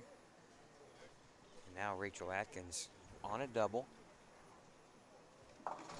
Both players with 2 strikes, but the 19-pin lead goes to Rachel. Oh, wow. Oh, what a break. Wow, that's a big break. Again, you know, I love the sportsmanship the ladies show. Yeah. Some of the guys need to learn from these ladies. Yeah, they just, you know, they just handle it differently, don't they? Yeah. There have been a few guys that would have Yeah. threw a towel in disgust on that break, on a wouldn't lucky it? break, yeah. Especially when you're getting into these elimination Yeah. bracket games. Now Yeah. Chelsea, or Tandis O'Neal now working on a spare as Aaron Jones on a double. Aaron with a great shot, and that's the unfair part of bowling. Oh, Yeah, she couldn't have made a better shot, and she rings a 10 right after seeing her opponent get a good break and turn it into a 3-bagger. But that's bowling. That's the unfortunate part of it. well, you know, there's a lot of debate on whether or not bowling should be an Olympic sport, and I feel like, Mark, that's one of the things that keeps it from becoming an Olympic sport, because a perfect shot is not perfect results. Yep. And an errant shot can result in a perfect score. Yeah, right? yeah. The appearance of a great shot, for sure. I mean, that looked like everything about that shot looked good. Her ball speed looked good. Her launch angle, the ball rotation, the way it entered the pins looked great. But obviously something was just a little off. Well, and as Chad mentioned earlier, a little bit earlier, 9 and 10 has been dark for a few rounds and will be until the championship match. So Aaron really needs to get one here. Oh, And she there gets we a go. Good break and makes up for the ring 10. But trip 4. yeah. That's the key on that lane, is just Yes, keep it in front of you. Yeah. Right. Anytime it goes a little bit right, it seems to get behind the head pin. It doesn't Yep. want to go through them. I tell you, Chelsea's made a great ball change there.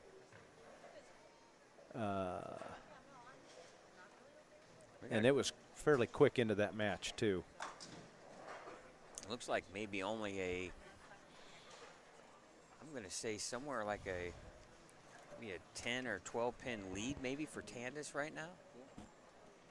Oh yeah, there we go. 137 in the 6th. 27 pin lead right now for Tandis O'Neal. Great shot by Oh. Rachel, and there's a ring 10. Boy, quickly you get payback on the break, don't you? Yeah, it It's doesn't amazing how that works out. It doesn't take long. It doesn't seem to take long.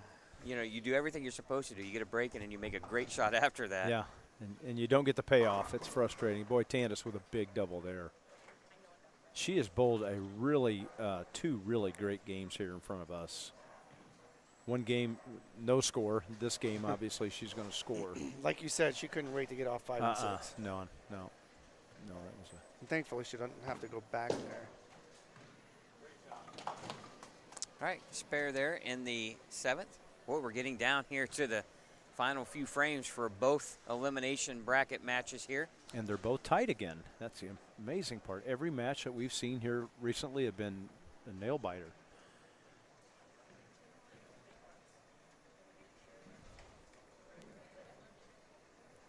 Now, 9th frame here for Tandis, working on a double, up 27. Oh, the mistake. Yeah.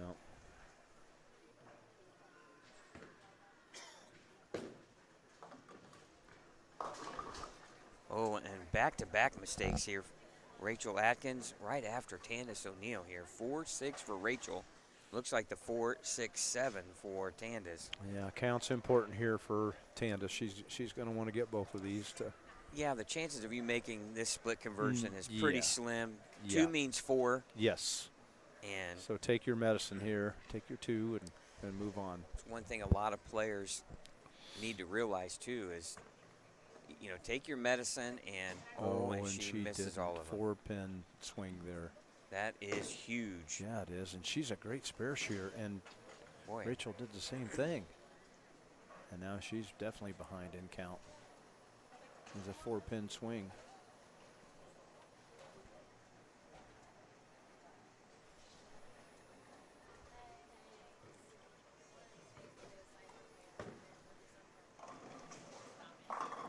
Chelsea steps up and strikes.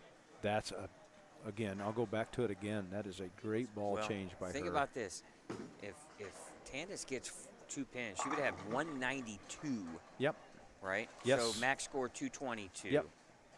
And Chelsea now has 3 in a row. She's at a got 230 pace. Yeah.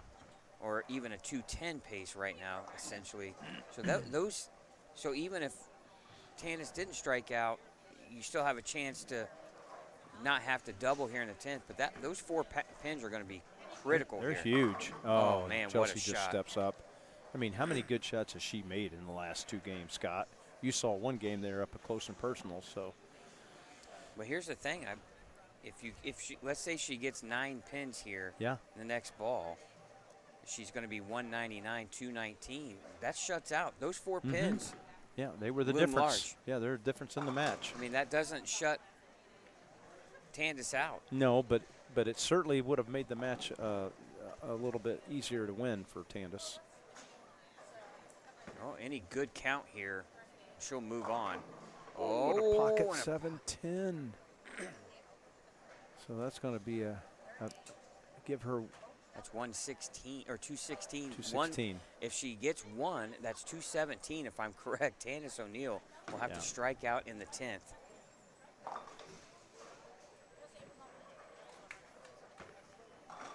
Wow.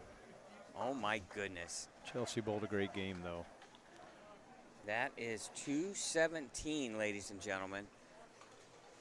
And Tandis has 188. 188, 218 left, so she needs them all. Whereas if she would have gotten 2 on the fill, she would only needed a double and decent count. Now she needs all 3. So looming large here. Tight match here on 5 and 6 too. Good shot by Rachel there. Must have for Big Tandis. Oh, and a solid 10. Oh, great shot for Tandis. The one mistake there, Mark, She in made the a great 9th frame. shot. Yeah. Yeah, she made a great shot there. Still a great tournament for Tandis. Yeah. And I believe, if I'm right, she basically said this is the first one for her. So what a debut. First big girl tournament, she said. Pretty good showing there, top 4. That's pretty good showing. Well, Aaron Jones can strike out for 213. A strike here would pretty much seal it for Rachel. Anything less than a strike, Aaron Jones can step up and win. That's left. Looks left, and she tripped the 4 for the goodness. win. A decent count here eliminates Aaron Jones. That looked a little left to target. Ball kind of held there for a long time. And she keeps grabbing her thumb after every shot. I think she's having a little bit of hand issues. You know, it's a lot of games for some of these ladies. I don't know if Rachel bowled both squads. If she did, you know, you got 8 games coming in, and now when you're in the elimination bracket, you're not you're bowling every round. Right.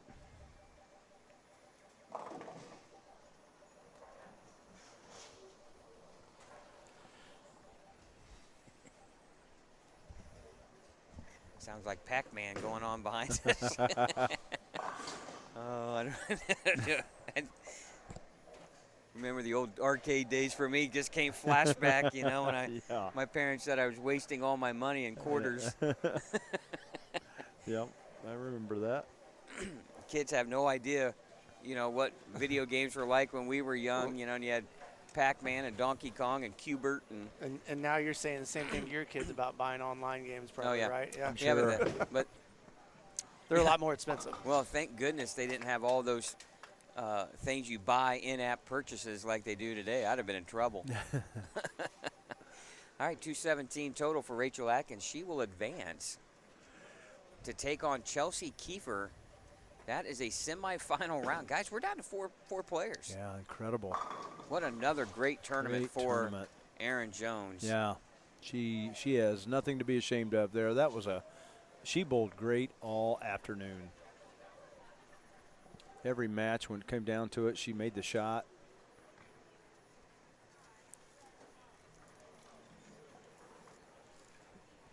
Rachel did what she had to do to close that match out by getting the first one in the 10th. She needed it, because I wouldn't bet against Erin not getting up there and doubling to win. Yeah, she's been pretty clutch Yeah, her young career. yeah. Look at that. Great shot, though. Down to 4. So we got Rachel Atkins. And Chelsea Kiefer And and she- Faith Hall and Natalie Tackett. Nice. Will it be a Tackett sweep? Well, time will tell. Yeah, I mean, let's see if Natalie can pull another rabbit out of her hat here. I mean, she's been pretty fortunate, but once again, she's kept herself in the matches by making spares and just staying close. And you only have to beat the person you're bowling. You don't have to beat the field. That's right. All right, we're down to our final 4. We're going to take a quick timeout. We'll be back with the final match of the winner's bracket and the elimination bracket as well here on Savage Bowling TV.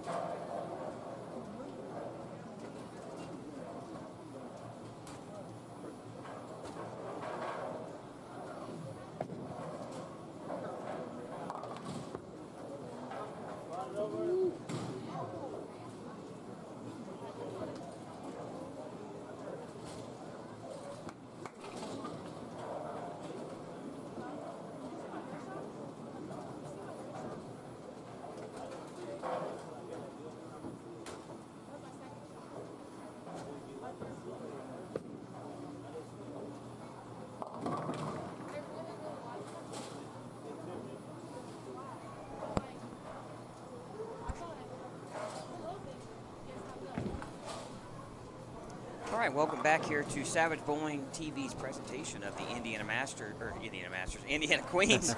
We don't want to offend the ladies here. We're down to our final 4 bowlers: Scott Gilmore, Mark Sullivan, Chad Lester here in the broadcast booth, and winners match here on 11 and 12, Natalie Tackett, Faith Paul, and then Chelsea Kiefer. Who just makes the spares, taking on Rachel Atkins.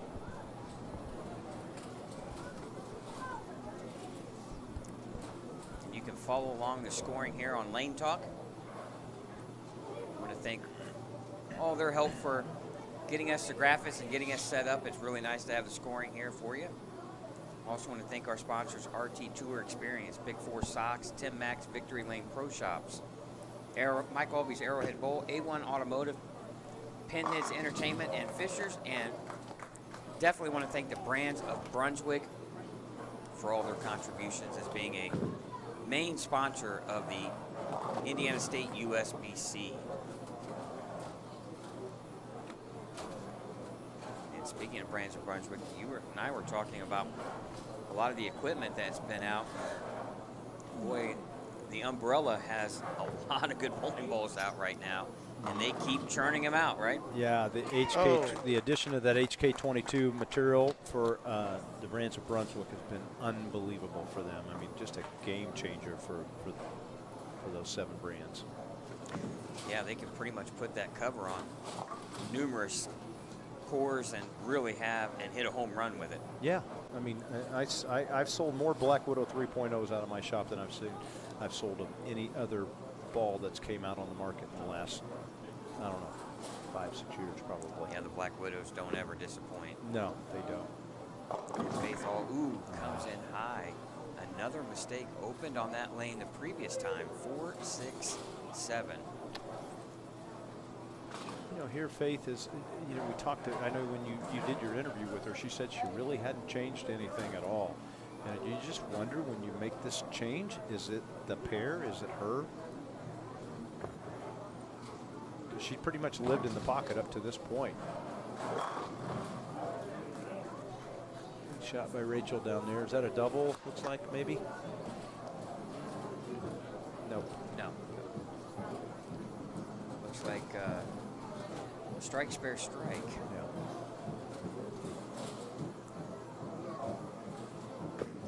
Chance for Natalie to take a big lead in the mat. Oh, 6-8.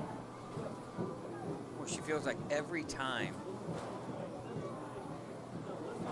that she steps up with a chance, she gets some type of bad break. Yeah. Especially when you have a chance to really put the heat on Faith here early when she has a couple of opens. Yeah, just a spare would have been huge there. Not that she can't make the 6-8, but 4-7. 4-7 rather. Yeah. 4-7 for Rachel. Oh, and she almost makes it. Yeah, that is the 6-8. I'm sorry. Yeah, I see the 4-7 for Rachel.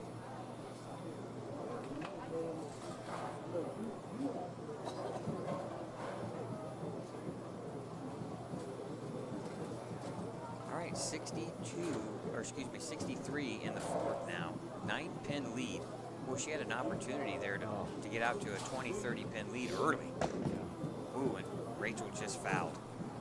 And she looked like that ball came off her hand. I was noticing she was having some hand issues down here on this match, some thumb issues. Yeah, you kind of wonder, Mark, if all the games are starting to pile up on that hand. You know, how many games are these ladies used to bowling in one day? And that was her spare ball that she dropped. So I don't know if she's doing an interchangeable thumb or not.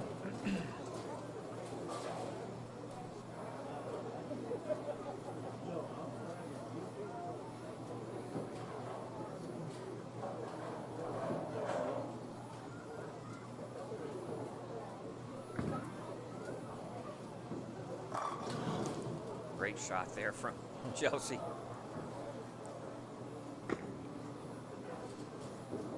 Really looks like Chelsea's not going to make too many mistakes here, and you just can't afford to. Yeah, I've not seen her make one shot that didn't hit the pocket, with the exception of when it looked like she lost her reaction with the ball in the previous match, but she got out of that thing in the 5th frame, so she didn't waste a lot of time with it. 2 shots on each lane, and she was out of that thing. This ball looks like it's giving her back the pocket. Oh, another solid strike. Yeah, she looks comfortable.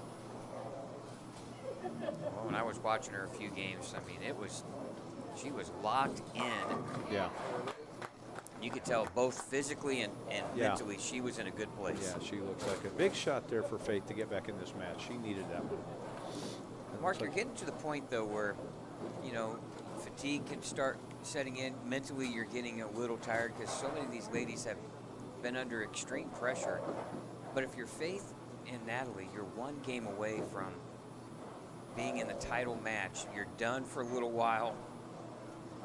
You get to sit out a round, and then you have to be defeated twice. Yeah, Ooh, that's huge advantage. left. Oh, fortunate just to have the 10 pin. Yeah, that's a fortunate 9 count there.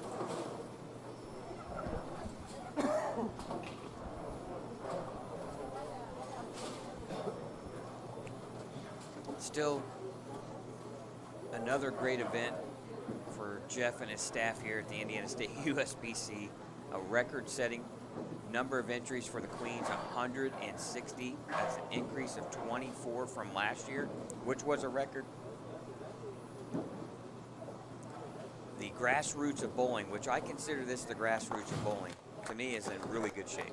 Yeah, and again, it's the premier event for the ladies for the year in the state of Indiana, just like the Masters is for the guys in the state of Indiana. It is the tournament that everybody puts on their calendar, and they don't want to miss it. Well, and you remember Faith was saying that her goal is to try to match her mom Right. in 2018 who won, Monica. Right. Yeah, what a cool thing to be able to do, to say my mom and I both won the Queens of the state of Indiana.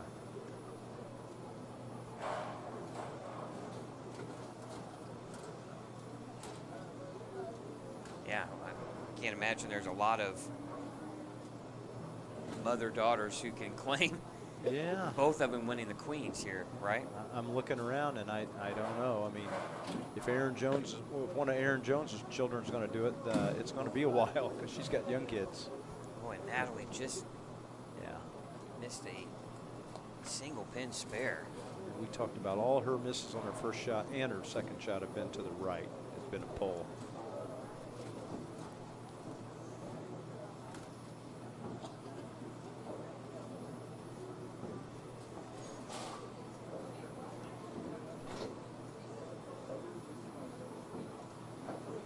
That just kind of lets Faith have the lead sitting on the bench. Now a big shot here too for Rachel Atkins. That's a good shot by Natalie. There we go. That ball doing some work, ripping up the 6 pin. That looked like a good shot by Rachel. It looked like she didn't lose the ball off her hand, so. Yeah, but you watch after every time she bowls, she's down there looking at that right thumb of hers. Yeah, it's an issue, no doubt about it. Whether, like you say, whether it's just something that's developed today or an ongoing problem, we're not sure. But yeah, you don't know if it's a blister. yeah. You know, if I bowl a lot, sometimes I get like a little rub mark. Mm-hmm. Yeah. Where the skin Friction. breaks away, and Yeah. you know, then you're waiting for it to come off, right? And Right. you're begging for it not to. Yeah, then you're taping and you're Yeah. cut patching, and now that becomes a little distraction for you. Big chance for a double here for Rachel. Ooh, and she comes in light. Ooh, I'm not sure it's any better. Yeah, I don't know that That's helped. a 1-8. Faith needs a spare to maintain the lead in the match, and she gets it. Oh, actually, it just tied It's the all match. tied. Yeah, that 7 count tied the match. And actually, Natalie with a little bit of advantage as she struck in the 7th. So she can take a Correct. 10-pin lead here Yeah. with a strike in the 8th, but Faith has to bowl her 8th frame first. Both ladies here struggling on 11 and 12. Good spare. Big spare by Rachel. especially when she opened there in the 5th. Ball change for Faith. Looks like that's an Envy Tour Pearl from the Hammer Envy Extreme. Big fan of the Extreme Envy. Oh, yeah, me too. Haven't thrown the Extreme Envy much. I have it. It's definitely hooks a bunch. Yeah, it's a strong ball. Kelsey with a great shot down there, and Chelsea with a great shot, I mean, and nine count. Looks like maybe a flat 10. But once again, she's living in the pocket. Single pin spare. Natalie Tackett with a chance to step up here and take a big lead in the match here. So one thing impressive about Chelsea is clean frames around the pocket, just really forcing her opponent to strike. Huge double there for Natalie. Yeah, that was big. Well, it continues. She keeps the pressure on her opponent by not missing the pocket and sparing every shot when she doesn't strike. But she's, you know that she's going to be in the pocket. It's just a matter of whether the pins are falling. I mean, oh, great shot. Another great shot. You know, when I watched her defeat Jacqueline Rhoda, and I looked at her ball motion and how it was going through the pinch, and she threw 2 different balls and both of them struck, I thought, look out for this young lady here. And boy, she Another is good proving shot me by right. Natalie. Another great shot. That would have been a 21-pin lead. Yeah, that would have. Boy, for someone that hasn't bowled a whole lot, especially tournaments. Yeah. Like you and I talked about, there's tournament legs and feeling, sure. right? Yeah. She's come out here and found herself 1 game away from the championship round. Yeah. And Rachel with a big strike down there. Keep her in the match with Chelsea. 128 in the 6th. 106 in the 6th for Rachel. 22-pin lead. Big strike here coming up for Rachel. Really would force, or at least put some pressure on Chelsea here. Chelsea, yeah. Let's see if she can gut one out here. Faith kind of in a must-strike situation here.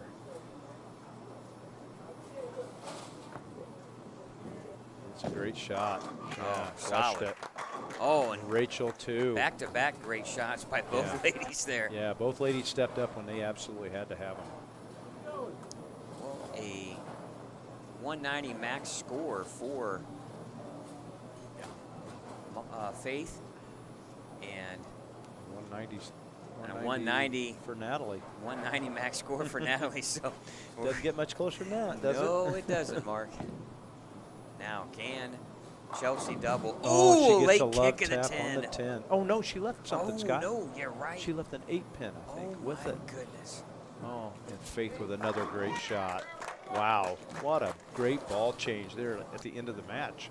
I mean, I'd call that a desperation move, wouldn't you? Yeah, almost an 8-10. Yeah, almost an wow. 8-10. Yeah, they're quite a bit of ways away from us. Yeah, and she was on a strike. I mean, that was a huge. Oh, and she missed missed it. Nope. No, looks like she did pick it up, barely. Okay. Boy, it sounded like a whiff, didn't it? It sure did. It's hard to tell by her body reaction. Well, we're watching that match from a monitor. That's about 4 pairs away from us. Oh, Faith got that one in a little bit. Oh, got good away break. with it, though. 9's a good count there. Well, but really, Natalie has to match Faith here in the 10th, so she's got to get the first one here. Yeah, Natalie needs a strike on the first shot to win. Strike spare. Oh, Chelsea with a big open another. there. That's one of the first shots of hers that hasn't hit the pocket that I've seen in a while. Yeah, 2, 8, 10. All right, Faith. All right, 179 for Good Faith game. Hall. Good finish there for sure. Ball in hand for Natalie. Anything less than a 9 count here, and Faith Hall will advance to the title match. 9 spare strike, we have a tie. Strike and a mark, Natalie wins. Looks like it's going to get there. Oh, it doesn't get there. Oh, and that's not enough. Faith Hall is going to win. She must have lost that off her hand because location-wise, that looked like a great shot. Yeah, Natalie knows it. Yeah. Now, Natalie will be bowling the winner of the Rachel Atkins-Chelsea Kiefer match. And that game just got a lot tighter, Scott. 30, 60.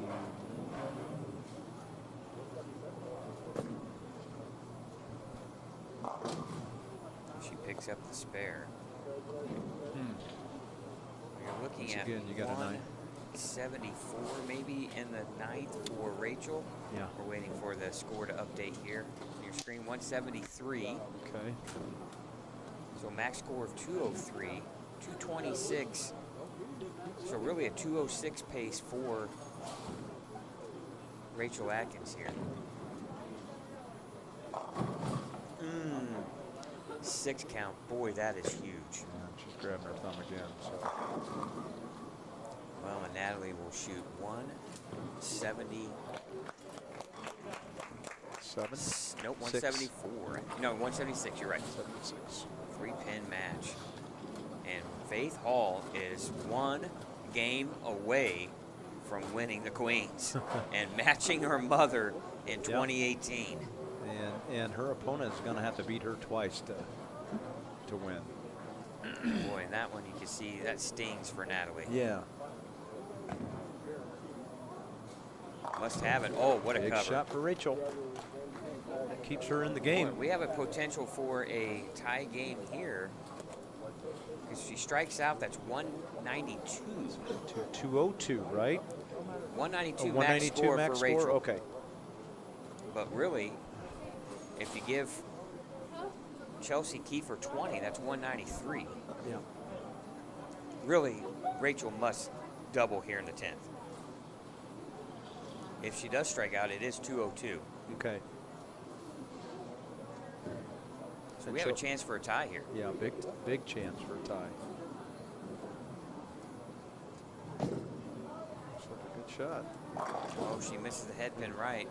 7 count. Boy, the pin count is huge. Huge.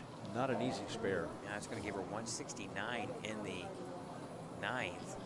Max score now of 189. That will allow Chelsea to win this with a mark and good count in the 10th. Boy, the pin counts on these first balls have loomed large. Yeah, they have. It's And- been the difference. Well, and Rachel, she's going to look back at a couple of those missed spares that, you know, she dropped the 1 Yeah. and then had a 9 miss in there as well. I was going to say a good spare.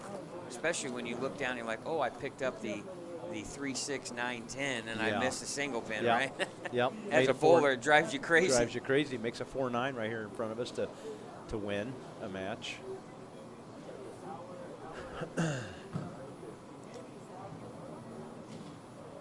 Well, now you get down to a few bowlers, and it gets a little quiet. Yeah. The tension and the stress builds as fans and players realize they're very, very close to winning a Queens. Oh, and an 8 count. Oh, 9 count. 9 that count. helps. It won't hurt. 188 No. total. Still, regardless of her fill, she forced Chelsea to mark. And you think, well, that's not too bad, but you're coming off an open frame. Yeah, and it's no gimme.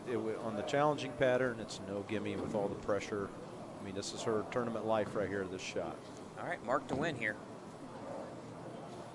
And Oh, another my 210.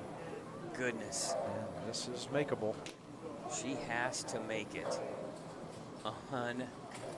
Unbelievable. Wow. Chelsea in full control of this match, entering the 9th frame, and she's staring at back-to-back opens. Must make 210.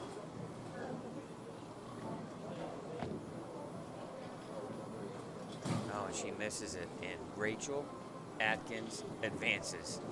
Wow. Oh, boy. Yeah. My dark horse just went to the stable there, unfortunately for Chelsea. Yeah, What a she tournament, bowled though. great. She bowled fantastic. She really did.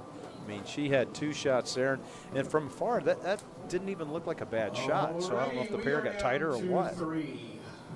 All right, welcome back here in the broadcast booth. Scott Gilmore, Mark Sullivan here, and I'm telling you, we've had so many matches come down to the 9th and 10th frames, and again, 2 right there that really scoring might not be great, but the drama is immense. Yeah, it has been. It's been so many matches have come down to the 10th frame. It's hard to believe, but that's what happens. You know, when you have this much at stake, when you have this much pressure, your body just does funny things. You miss spares. You pull certain shots that you don't ordinarily play. Chelsea had owned the pocket for the better part of 3 games, and all of a sudden she goes light for an open there. You didn't see that coming at all. Well, now we come down to our semifinal round, or the final of the elimination bracket, and it'll have Natalie Tackett taking on Rachel Atkins. And we're going to take a quick timeout. We'll be back with the start of this match right here on Savage Bowling TV.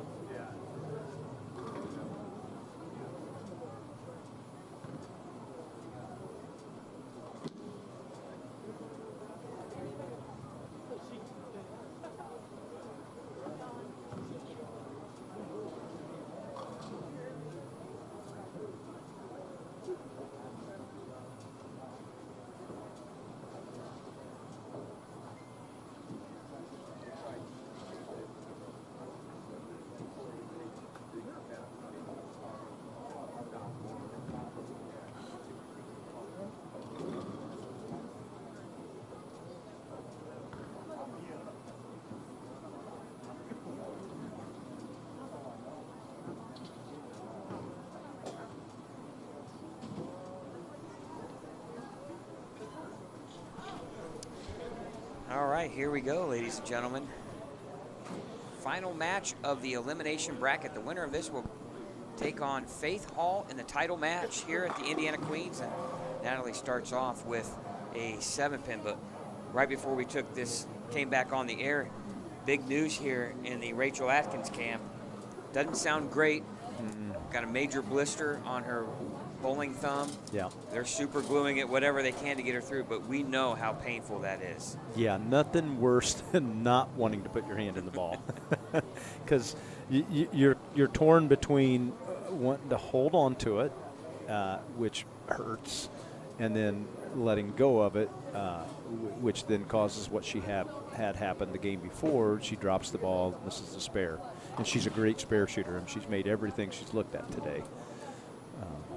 So yeah, not an ideal situation, but that's what happens when you bowl a lot of games under this kind of pressure a lot of times. Well, too, it's a little warm. Yep. Right, it's a little warmer outside than what we've seen. Yep.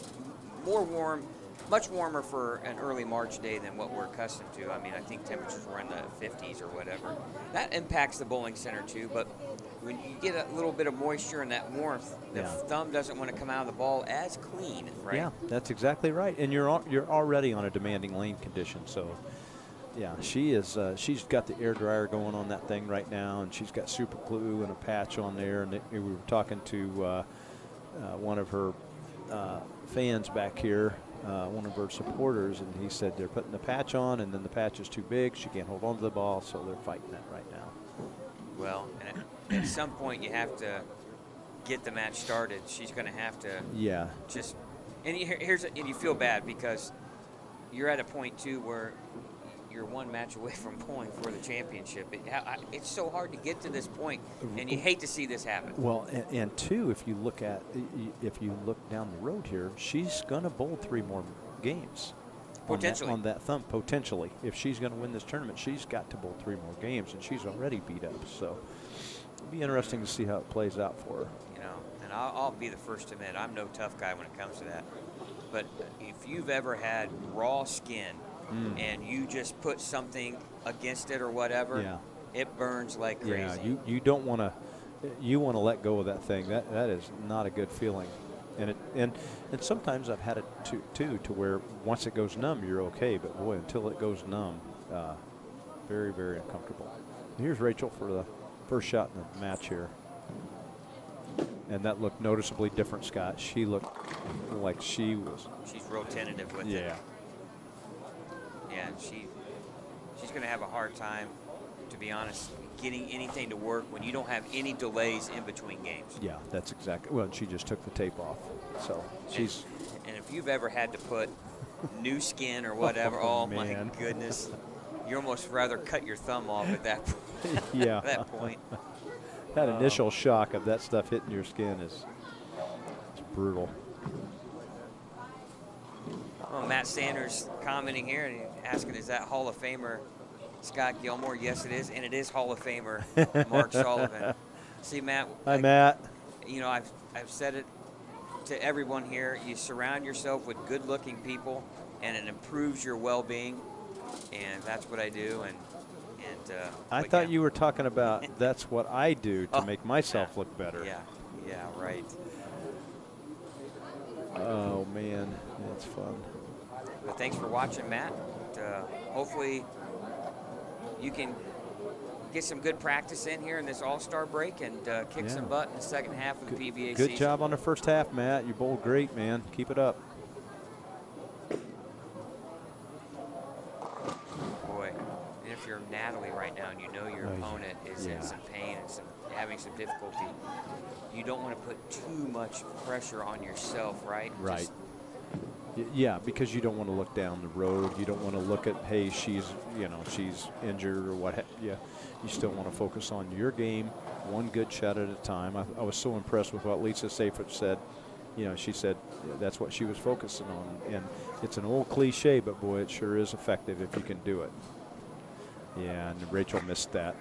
And that was purely the grip issues she's having with her thumb. God, I feel so bad for her because you and I as competitors, we just know how much it takes to get to this point.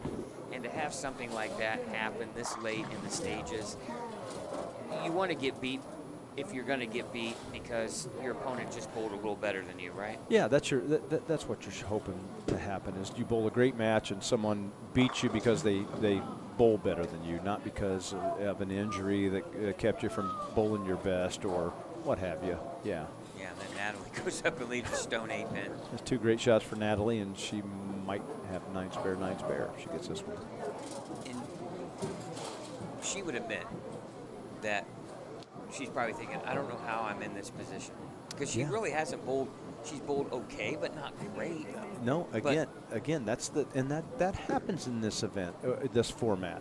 That's sort of what it does, and again, that's part of the beauty of this particular format.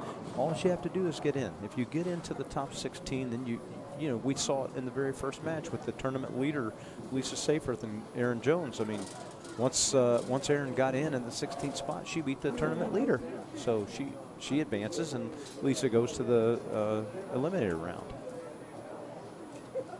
It just, again, what it takes to get to this point. So many games have been bowled, so many sets of circumstances have come up for all players. Yeah. Now we got a problem here with the pins wanting to set. Yeah, I think they've got all a of pin them. jam going on back there, I think.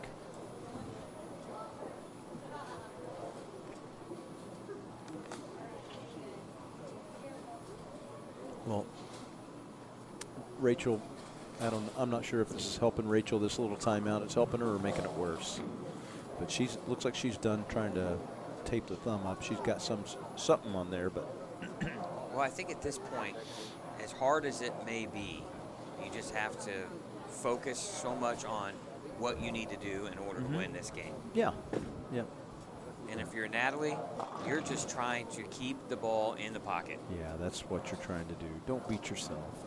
Don't miss spares. Don't give Rachel any hope at this point Yeah. outside of force her to throw strikes. Yep, that's right. Because you know it's going to be difficult for her just from that pain element. Yeah, because it's hard for her to think of anything else other than how much that thumb hurts and how hard it is to hold on to the ball and make a clean release. But, Natalie's got a tough spare here. She's got the, what do you call that, the bucket with the man in motion. Oh, nice spare. What a cover. That's a great spare. Bucket with an extra handle. Yeah, pretty much. However you want to call it. Yeah. All right. Rachel Atkins here. Let's see if she can put the thumb out of her mind. Easier said than done. And throw some good shots here. And if she's got to think, too, that Natalie's not so lined up right now either. So Yeah. if she can just fight through this.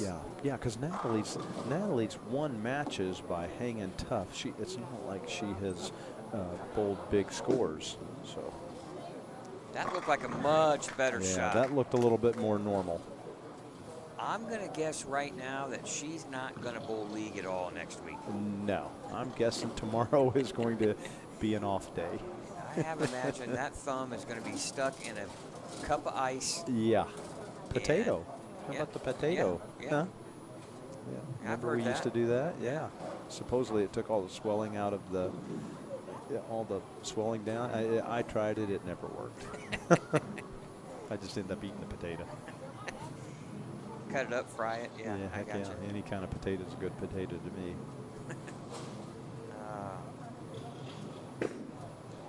That's a little right.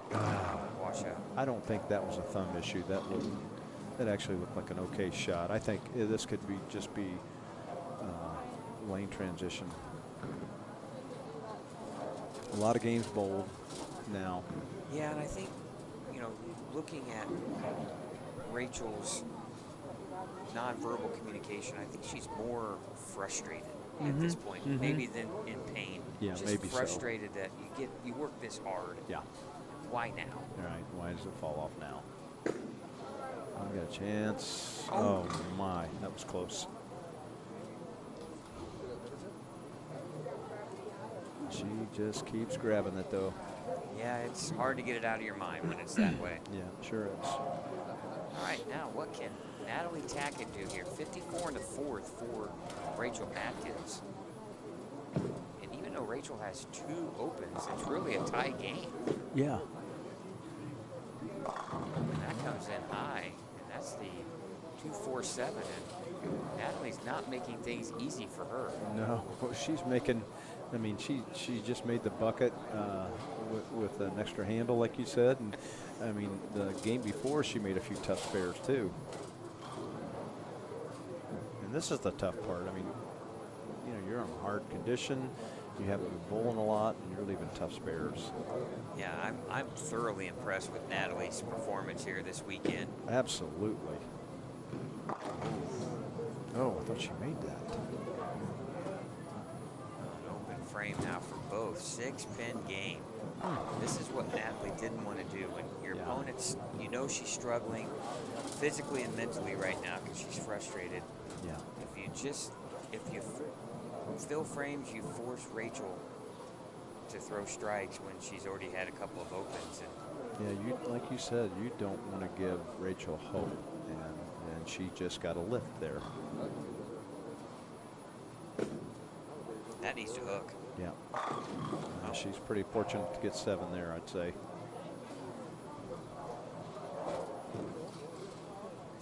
almost a battle for just who can- Survival. Survival, yes. Yes. Yeah, and that happens sometimes. Sometimes it's a matter of just who makes the fewer mistakes. Well, we have to be careful. We are right behind this pair. Yeah, that's a Great good cover. spare. Great cover. We to settle ourselves back down and Well, just run the spare down. Well, EJ, if you're watching, Natalie is battling with everything she has here. An impressive performance by your wife this weekend so far, who hasn't bowled competitively in quite a while. Yeah. And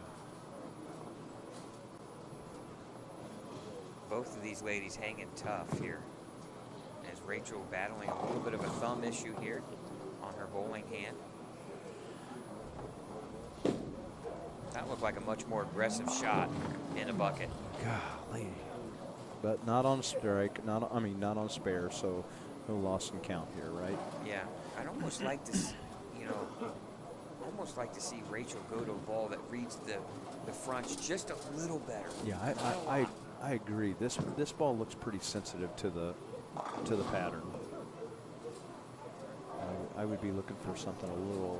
Just to give me, when I'm hurting a little bit, I need a little help. Correct. And if I had a ball that gave me another couple of boards of area, then it gave me a little miss room. Yeah.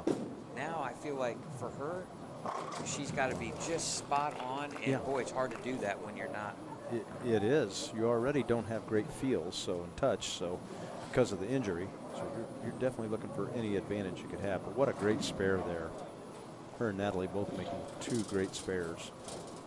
That bucket is brutal.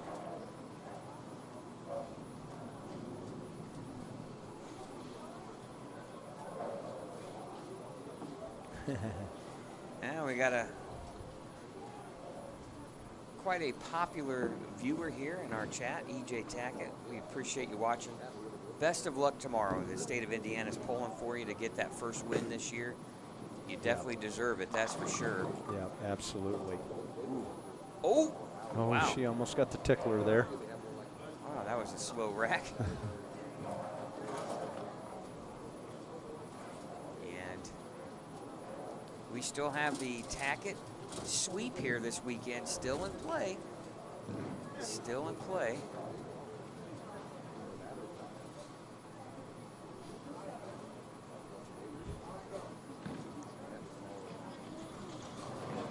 Now Rachel trying to convert the Hang spare on. here. Yep, it did. Good spare. Now Natalie will step up here in the 8th frame, or excuse me, in the 6th frame on lane 8, working on a spare. She can increase her lead by 7 with the strike here in the 8th frame.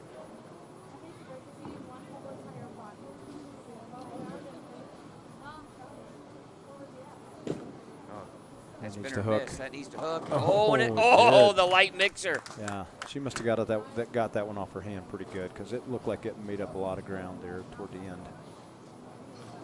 It's a good shot. She needed a good one there. Maybe that'll loosen her up here for this lane. And I want to thank everyone for watching Yeah. today here on Savage Bowling TV. And it has been a exciting day. Tons of matches coming down to the 9th and 10th frames. And Natalie Tackett here with a huge shot. That looks like a in the great 9th. shot.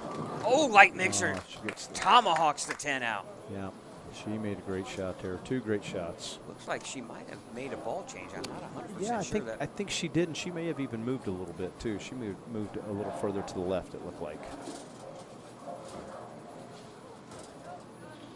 Well, she had been throwing the Venom Shock. You know, EJ's thrown that ball once or twice Yeah, in his life. I may have seen that a couple of times the last couple of years.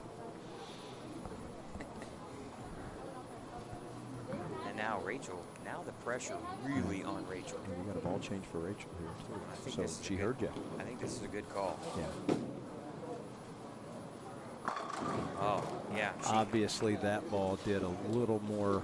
It picked up a little bit quicker than that pearl ball she was using. I think that might have been an MB Tour Extreme or an MB Tour Pearl, and this looks like an exotic gem, I believe. I'm sure that's it. Well, Natalie had increased her lead to 17 pins. Now Rachel can cut that deficit to 7 with a strike here. Big shot for Rachel here. Now EJ's saying that she changed to the VIP there. Okay. We appreciate the insight. That's That's just left of target and lucky to get 8 there. Okay. How about that VIP for the double? Well, this is the beauty of live streaming, where regardless from where you're from, where you're at, you can watch all the action here. And obviously, great to see EJ watching the wife try to win a Queen's title here from the state of Delaware. Yeah, no doubt. As he's getting ready to bowl on TV tomorrow afternoon at noon on FS1. That needs to watch it. Oh, I was worried it was okay. going to chop. She makes the spare. Really? It'll be cool for some of these girls to go back and watch the show later, too, and they can kind of see what they were doing. Because this will be on replay. Absolutely. Which is cool. And you can learn from some of your shots, but here is the shot of the match right here for Natalie. 8th frame. Looks like a good one. Oh, what a man, great what a ball change. Got a little fan here, Christy Woodruff in there. Said their voice sounded familiar. Mm-hmm. Christy? Yeah, Christy, I'm thinking about having Mark record my voicemail message. You don't want that.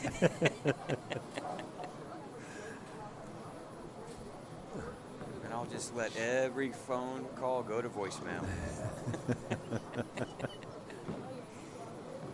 All right, now in all seriousness, 9th frame here for Natalie. Oh, another great shot regardless. Oh. Yeah, she threw it great.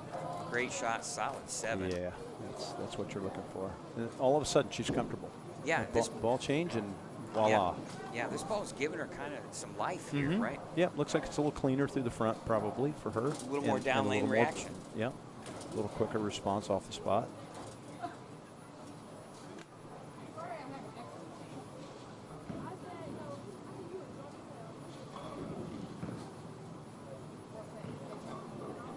Important here just to fill the frame here. Maintain your lead.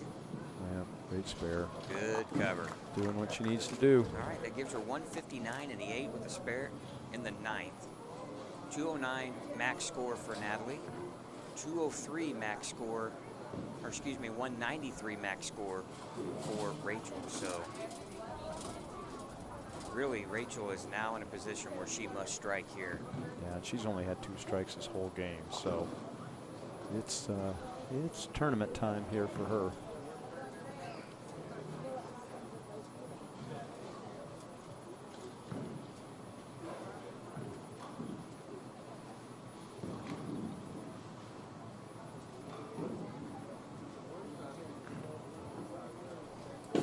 Good shot.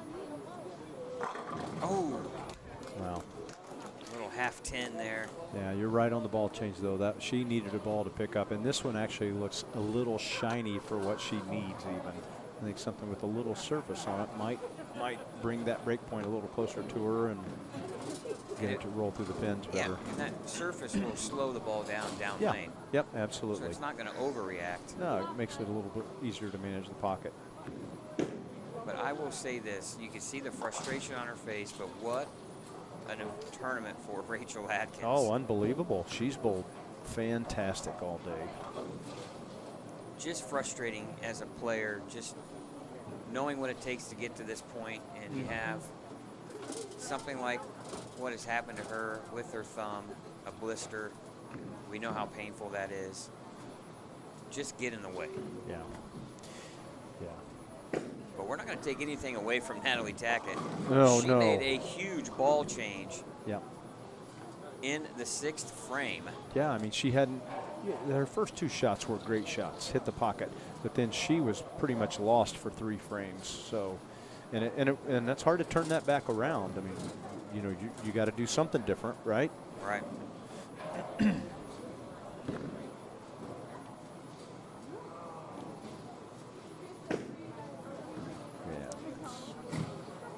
writing was pretty much on the wall there. This Yeah. match was already in hand.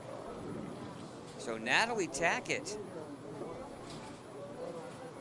will advance to the title match, a rematch, just a couple of matches ago between her and Faith Hall in the final of the winner's bracket. Which was a 3-pin match. Yeah, so Natalie gets her chance to potentially start the Tackett sweep here this weekend. She'll bowl for the title against Faith Hall in the Indiana Queens here on Savage Bowling TV. We'll be back for the title match right after this.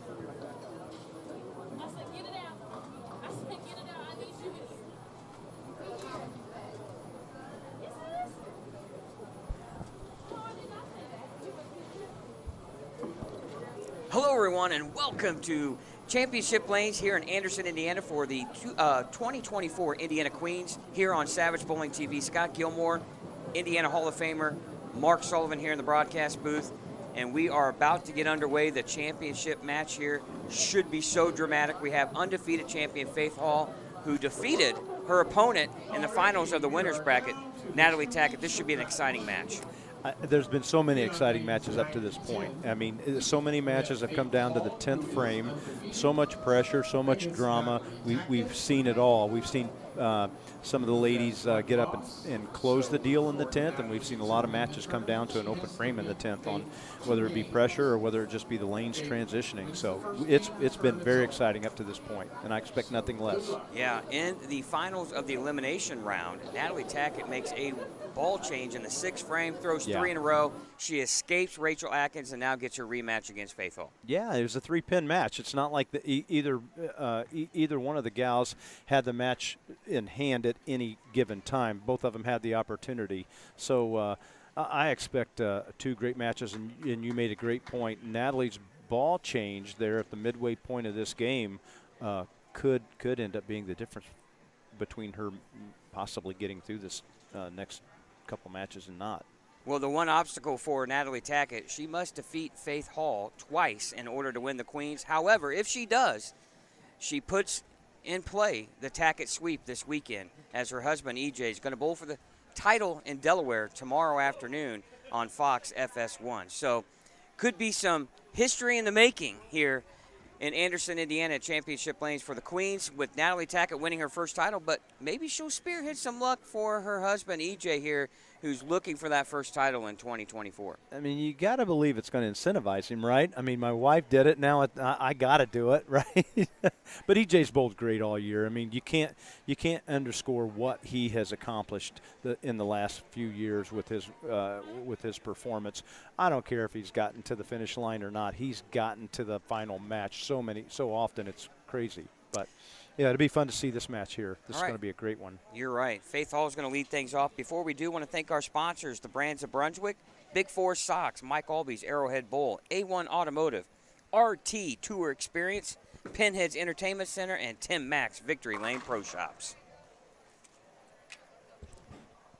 And don't forget, fans, if you want to bowl in an Indiana State-sponsored event, you can go to indianastateusbc.org. Entry forms for all kinds of bowling events throughout the state, the Open Championships, the Women's Championships, Youth Championships, Senior Championships, whatever you'd like to bowl, go to indianastateusbc.org for more information.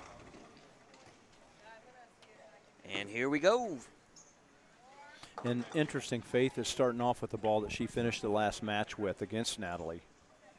Well, 9 and 10, our championship pair hasn't been bowled on for a while. True. But this has been a high-scoring pair this whole day that we've been watching. So be interesting to see what happens in this match. And Natalie looks like she's staying with the VIP ball. And it's definitely given her a better look than the Venom Shock was. A little more push, like you said, it's gotten a little more recovery down lane. I mean, that's what, 6, 7 shots in a row that annihilated the pocket. Absolutely. And the other thing, too, if you're Faith Hall, if you obviously you want to win this game. Yeah. You don't want it to go game 2. No, because then, again, when we talked earlier about momentum, it's a powerful thing, boy, when it's on your side. Look out. Well, and if Natalie can get Another comfortable great here, and shot. that's a good ball there. Comes in light. But 6 boy, pin. another great shot for her. And I think she's going to be happy with that shot. Gives her an easy spare to make. Well, can she put the tacket sweep into motion? I mean, she's 2 games away from doing so.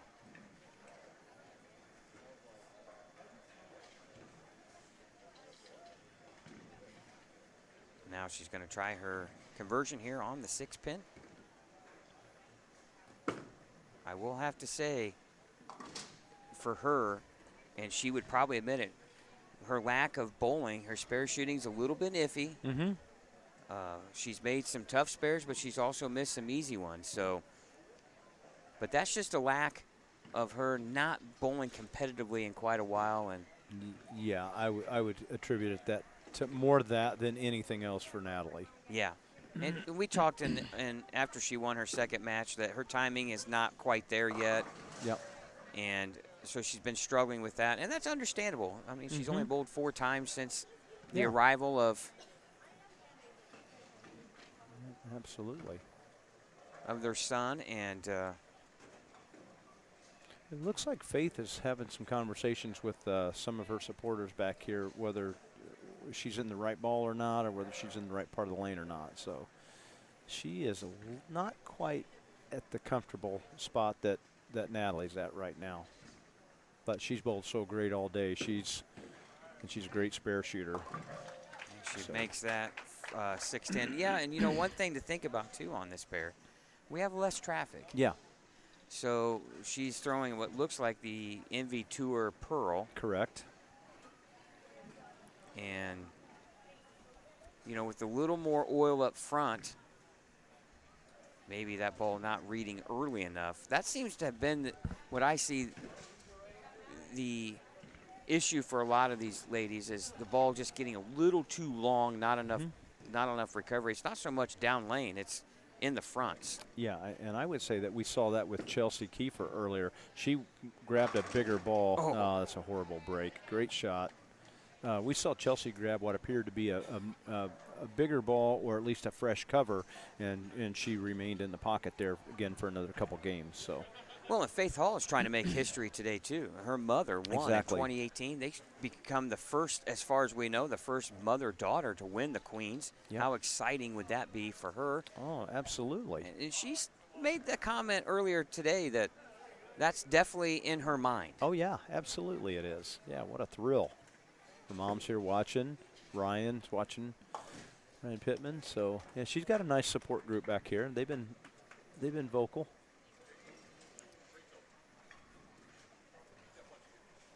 Natalie's got her brother-in-law, Zach, here, and Ronnie Russell's back here.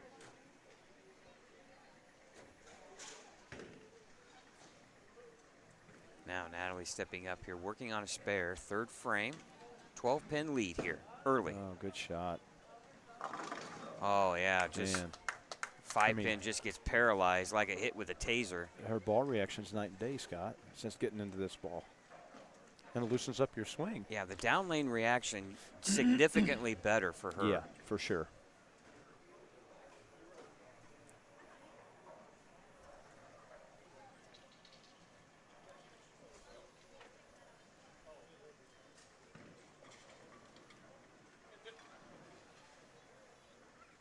Now, 4th frame, working on a that strike. slipped off her hand. Yep, she lost that at the bottom. But she's on a strike, so. Yeah, that's, remember, she talked about too, feel had been a little bit of an issue. You know, and for her, when you haven't bowled much, the hand shrinks and swells, and then you sweat a little bit. You know, it's so, feel can be a big difference when you haven't bowled much too. Yeah, I mean, you watch some of the top pros, and they're, you know, the tape in, the tape out, the tape in, the tape out. And then some of the guys, you never see them touch their ball, so. Oh, that's a pretty good shot there. Yeah, great That's spare. a great spare. No harm. Yeah, and I wouldn't want to be shooting that one very often. No. Not something you get to shoot very often. You don't practice that one much. Natalie just handles things so well, too. Doesn't get frustrated, just shakes it off and moves on to the next frame. Yeah. Now, Faith Hall. That's two great shot. shots for Faith. Unfortunately, a 9-pin on the previous shot, but that's where you want to get back in the match right there. Absolutely, and she had the stone 9-pin there. Yeah. Well, if you throw it like that, there's no need for a ball change. Nope. That looked like money to me. That should give her a little bit of confidence. She should be lined up on both lanes now.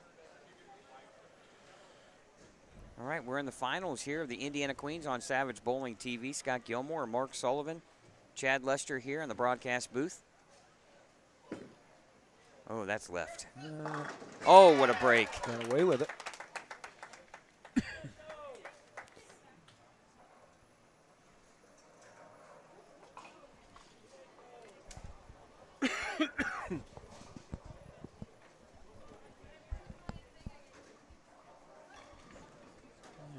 Big double for Faith there.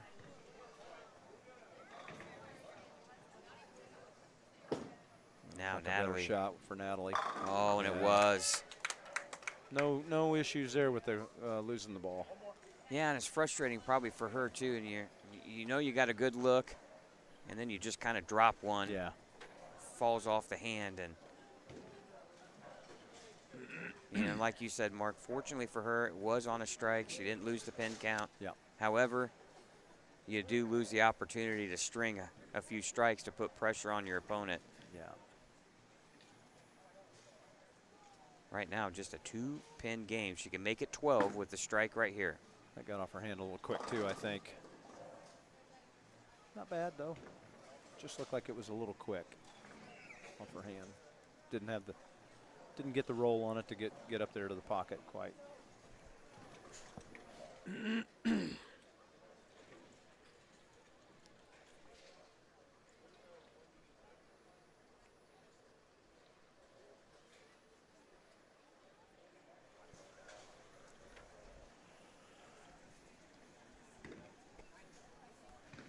All right, not an easy spare conversion here at Not an all. Easy spare conversion at all. Oh, she wow. handles it. Great spare.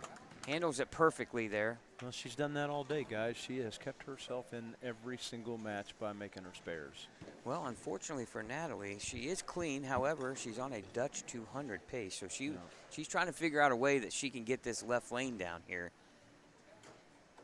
Yeah, and it could be a touch tighter. She was light on the first shot with that shaker. That's Oh, another great mixer! shot. Oh, 7-pin. Yeah, she's lined up now though. She's got the pocket, I think, at least on the right lane for sure. I think as a player too, that's what you're looking for. Then it comes down to execution. Yeah. And as a player, that's all you want. Hey, I got the right ball in my hand. I know where to throw it. I got to execute. Then you can really shut the brain off. You don't have to think. Then just get up there and bowl like you're walking to the car at that point. I know what I'm doing. I know how to bowl. Well, there's so many variables to the game. If you can eliminate a couple of them, it makes it a lot easier. It does. It's so circumstances. It's so important, like we said earlier, it's so important to get comfortable. Once you get comfortable, then you're not pressing, you're not overthinking, analyzing, you're not doing any of that stuff. You're just walking up there and kind of whatever you're keying on that day, whether to keep your backswing short, keep your elbow in, you know, whatever it is. You eliminate a bunch of confusion and a bunch of noise in your mind.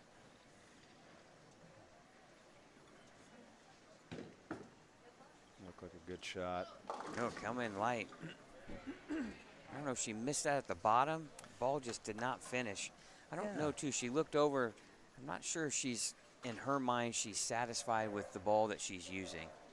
Yeah, again, you know, she got out of that extreme envy in the previous match, and it appeared to be the right move. Now on this pair, I'm kind of like you, Scott. I'm not so sure it is the right move, but she's the one bowling, so she's got to make that decision. Wow, what a great spare. Under the circumstances, what a great spare. Well, and you know what you're supposed to do on some of these other pairs because they've been in play. What you don't know is, you know, this one a little more, does have some games on it, but not that many. It's been out of play for about 3 or 4 rounds. Who can make the adjustments the quickest is going to claim this title. Yeah. Now Natalie, right lane. She's been perfect on it all game. Oh, and another and great she shot. still is. Only one shot left on that lane. Well, we got a lot of fans in the chat here for both players. We appreciate you guys watching here on Savage Bowling TV. We're hoping you're enjoying the Indiana Queens here from Championship Lanes. Here's an opportunity for Natalie to really take command of the match here. She got to feel good about getting this one if she does, because she's going to go to her lane that she struck every time on. So.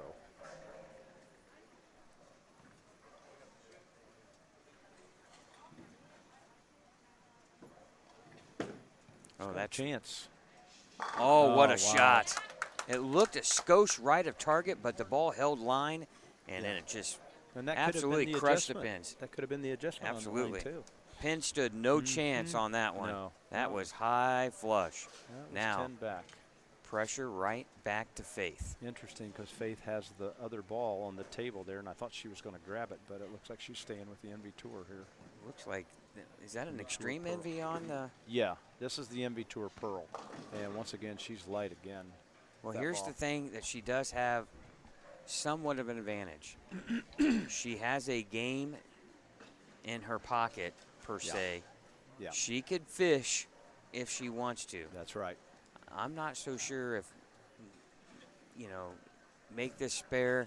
She's still, this game is still yet to be decided. She's right in there. Yeah, I think if she's going to fish, it's going to be after this next frame. If this next frame doesn't, and Natalie gets up and strikes and closes the match out, well, no. No, she's going right now. She said that's enough of that. Well, I think it's either going to work or it's not, right? Well, I mean, and it looks like she has to give this a chance. Yeah, I mean, well, she's probably thinking that I got to find out in case I don't win this game. Yeah. I got to have something for the next game. Yeah, I agree with the move. I think it is the right move. Because just like you said, this pair set a little bit and appears to be a little tighter. Oh, great shot. Oh, wow. What a shot. This is one move that I'm surprised a few other ladies hadn't tried. Something with a little more surface. Yep. Get it to roll and then kind of lay down a little bit at the head pin. Yep. That's one thing surface will not do is bounce Yep. off the dirt. It's going to be slow off the hook spot. That was a great adjustment by Faith. Yeah, it sure was. And a big shot in the match. Wow, another great shot by Natalie. Oh. Unbelievable. Wow, man, she's comfortable.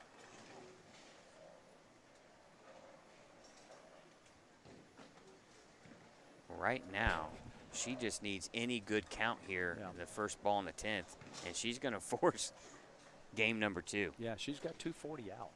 I mean, in reality, she's made one bad shot this match. And would she throw the back 7 out of 8 the last game? So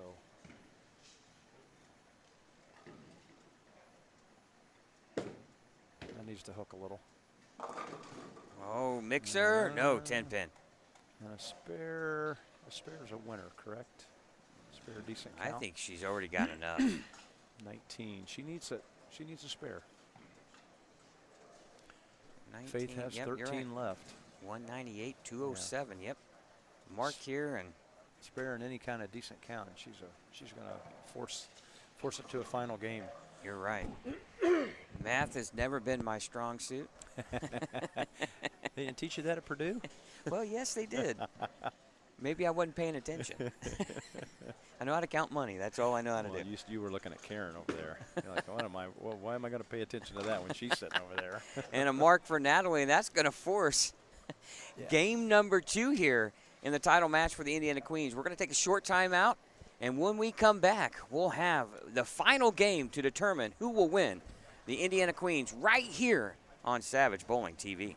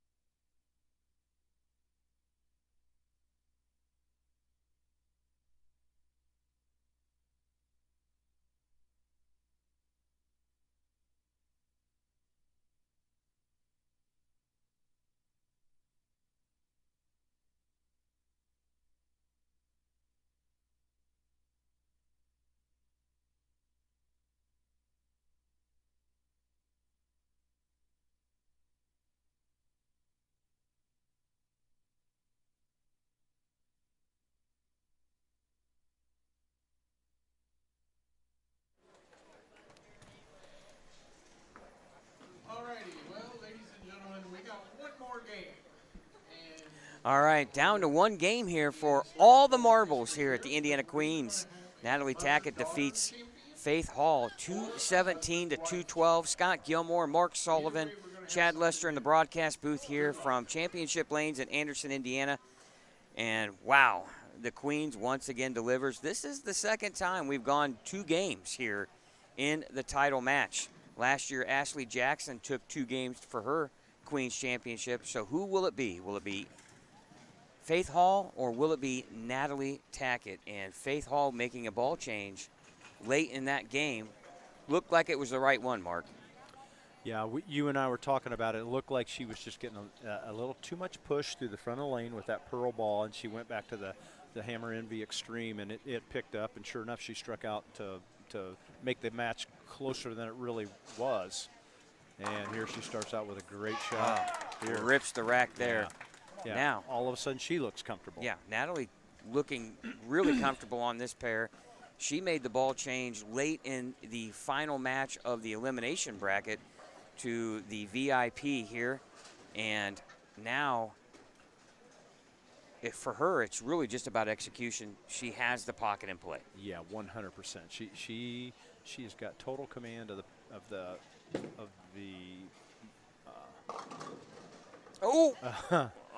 the pattern here. So she's got the pocket right where she wants it, and she gets away with one there. She got that one up the lane and got a 9 count for it. So, boy, pin came across and kind of scared the 4 pin a little. Almost. Well, when we conclude and find out who our winner is, we'll have a laneside interview and the check and trophy presentation from USBC Hall of Famer now and President Bill Kendall. But before we get to that point, we need to find out who is going to win now. Spare here for Natalie Tackett. So much at stake here for both players. Faith Hall trying to match her mom, who won this title in 2018 to become the first mother-daughter to ever win the Queens.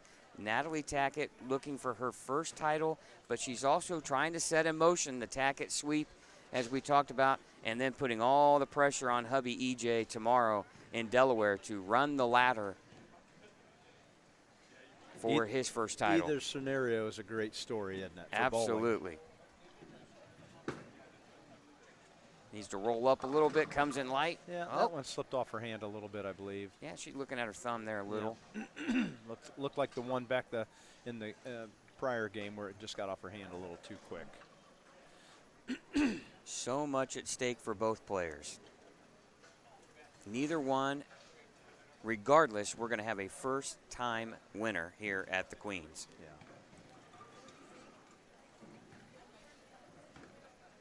Been a lot of drama all day with these matches, and here you go. This one comes down to the final game that could have been bowled in the tournament. We're just lucky to be able to sit back here and broadcast it, right? Yeah, it's definitely easier to sit back here and talk about it versus getting up there and going through it.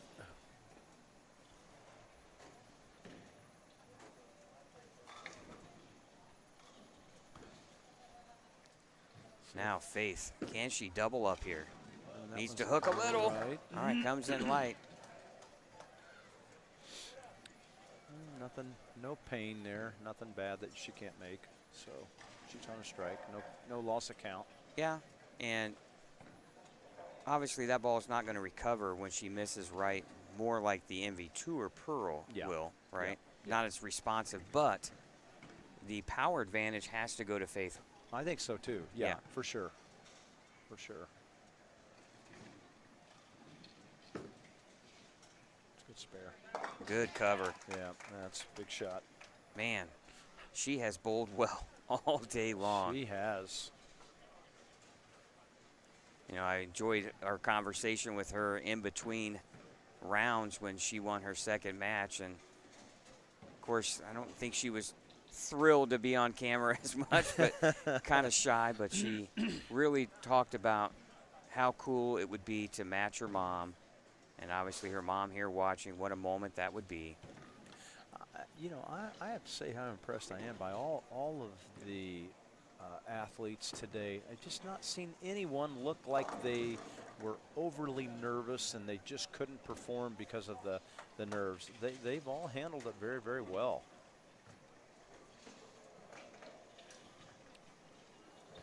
Faith with a good shot there, just a little bit light, but it just, I think what we're seeing is just a very demanding lane condition. They're changing, and you just really have to make great shots and be in the right ball in the right part of the lane to get to the pocket. Good spare.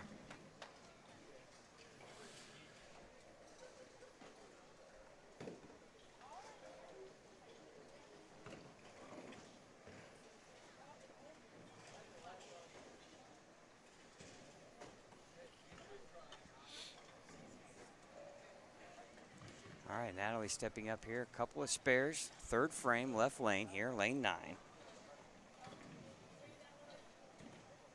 That looks like a better shot. Comes in light. Oh, and shreds the rack.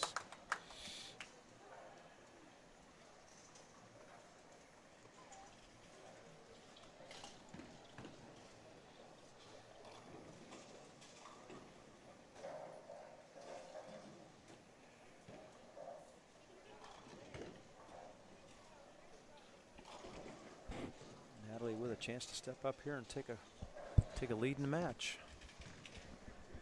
All square at this point. Looked a little right off of her hand. Yeah. Might have hung on to that one a little bit too much. One thing she's been battling has been feel. Yep. Which is understandable. Again, she's bowled 4 times here since the birth of their son, and really also too, we're getting down into the crunch time of this tournament. I mean, we're down to the last handful of frames here to decide who's going to win the Queens. So pressure at its highest right now. That looked like she held on to that one, or she's looking at her thumb like it's just, she's losing some feel, it looks like.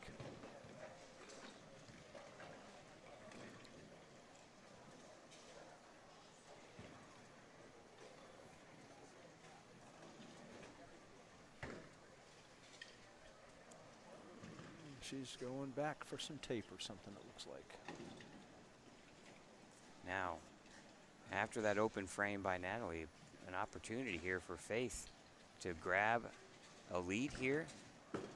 Yeah, she's got to feel like she just, she does what great champions do. She gets up and takes advantage of it. Great shot. Yeah, that's huge. That's huge. That's what you want to do when your opponent gives you an opening. And they look so relaxed too in this moment. Yeah, none of the athletes, like I said, have looked like they were really uptight and afraid to bowl. They all looked like they were in control of their emotions.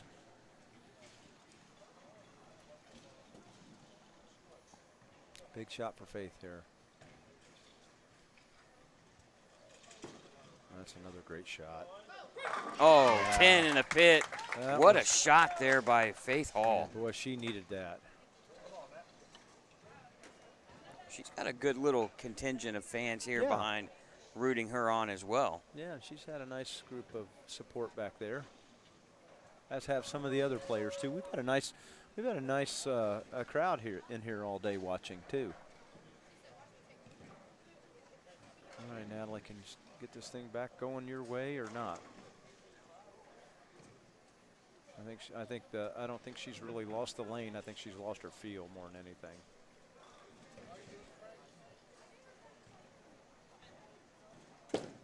Man, that looks better. That looks like a good shot. Oh, and it is. That was better.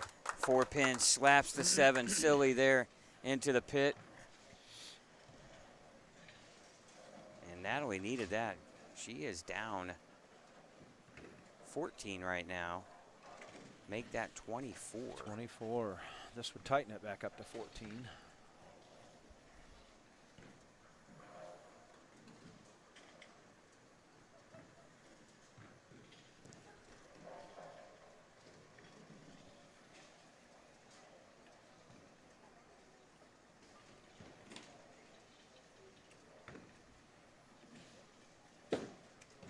That looks like a good shot. That's a great shot. Oh, boy, she needed that. High flush. You could tell she had a much better feel on that ball. Just sit back and enjoy, ladies and gentlemen. These two ladies are putting on a show right now. Doesn't get any better than this, does it, Scotty? Yep, the only thing we're missing, if you're a fan, is popcorn, which I'm not a huge fan now. Give me some caramel corn, I'll eat that. But I like the popcorn with M&Ms. Yeah, there you go. That's a combo you can't beat. Sweet and salty, and now Faith Hall in the 6th frame, working on a double. Big shot. Does it get there? Oh, it comes in light. Close. Oh. Boy, that was close.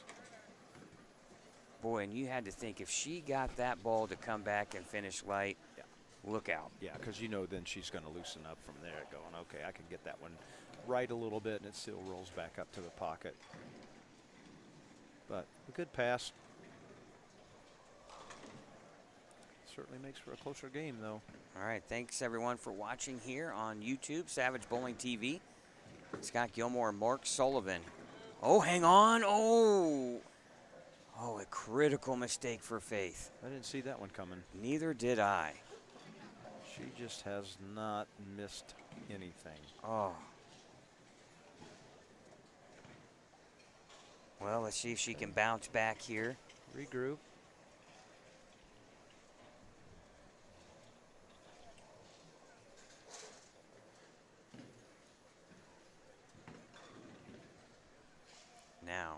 important here. Yeah. Not to lose focus.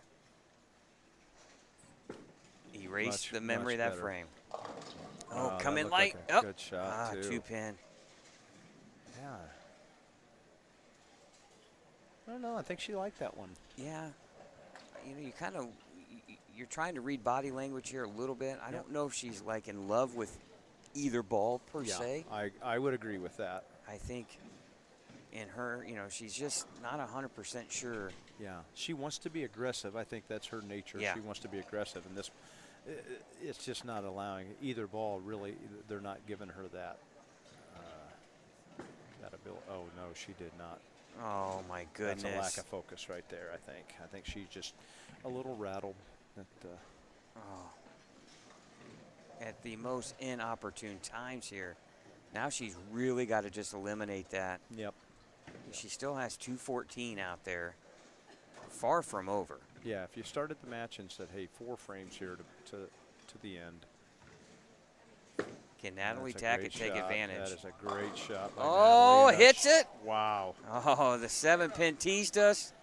And it doesn't fall. That was a great shot. When they say all you got to do is touch it, well, it did. Yeah, so much for that, huh?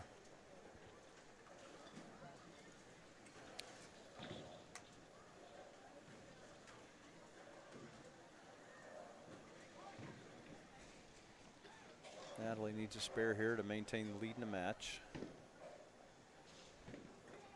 Well, and especially right after your opponent gives you 2 gifts, you don't want to give one back. Yeah, she did what she had to do. She got right up there and made a high-quality shot, and it just didn't fall. Boy, now you just got to, you're trying to slow the heart rate down because now you're getting, now we're 3 frames away. We're stepping into the 8th frame. It's really, and here's the thing, Faith might have 2 open frames back to back, but she's only 10 pins out. 10 pins behind. That's with 2 huge mistakes, and she's still in the match. Absolutely. Well in the match. I mean, you're not going to hit the panic button yet. No. No. Can you reset yourself mentally and go, okay, give me your 3 best shots you've ever made in your life here now. Natalie's got right that of one the up early headband. again. Oh, Well, we've seen that. Oh, and that's not a good break. No, that is a terrible break. Yeah, that is not a good break. Ball comes in high. Looked like it was going to be just the 247, and a pesky pin comes across and takes the 4 out to leave. And that's been her miss all day, hasn't it? She's missed right all day. The arm swing get a little bit left to right. Yep. And guided in there a little bit. Can she make this conversion here of the 2-7? 8th frame. Yeah, she made that. Oh. My bad. I thought she had it covered, and she loses count, too. So. Boy, you can just feel the tension. Yeah. And unfortunately for Natalie, she gives the lead right back to Faith. But can Faith erase the memory of the past 2 frames and throw a good shot here in the 8th? That you can just feel the tension. Yeah. She's got to tell herself, hey, the tournament starts now. Oh, and this one's left. And she gets a break with the Brooklyn strike. I'm not even bowling and I'm nervous. I know. Well, you got to believe that's got to loosen her up, though. She got away with one there. She's in the lead in the match. Now you just got to say, hey, throw all that, flush it down the toilet, stand up. One great shot. Well, you know what? Yes, I agree. Easier said than done sometimes, only because of what's at stake. Yeah. And you're trying, not only you maybe somewhat lost here for a little bit, but you're trying to battle your mind and the physical aspect now where the mind takes over the body, and you're just nervous. Oh, no, absolutely. She's having a hard time peeling it off her hand right now. That's obvious. Oh, wow. Now the She 1-8. That didn't make that spare any easier either, did it? No, and you can see both players here. Yep. This is where the nerves are starting to take over. 100%. And the only thing you have going on here is the lack of experience in this moment. But I don't care how experienced you are in this moment. You're always nervous. You feel it. You better believe. And if you don't, you've never been there then. Yeah, I'm guarantee you could ask even EJ, Yeah. who's been on TV a million times. Sure. When he gets in that moment, there are a little butterflies. Yeah. Great That's spare. A great spare. She had to have that. And let's face it, if that's not the case, you're not human. No, that's exactly right. You can't detach it. You just can't detach yourself totally from it because you want it. Who doesn't want to win? Yeah, well, it's in Natalie's in the driver's seat right now. Yeah, she can step up and win the tournament right here in the 9th and 10th. She's has 201. It's still there. 194 max score for Faith. That looked like that got off her hand a little quick. And comes in light. Yeah, I think she lost a little feel there. Yeah, 3.56. Not an easy spare, No. especially in this circumstance. And you can just kind of see it for both players.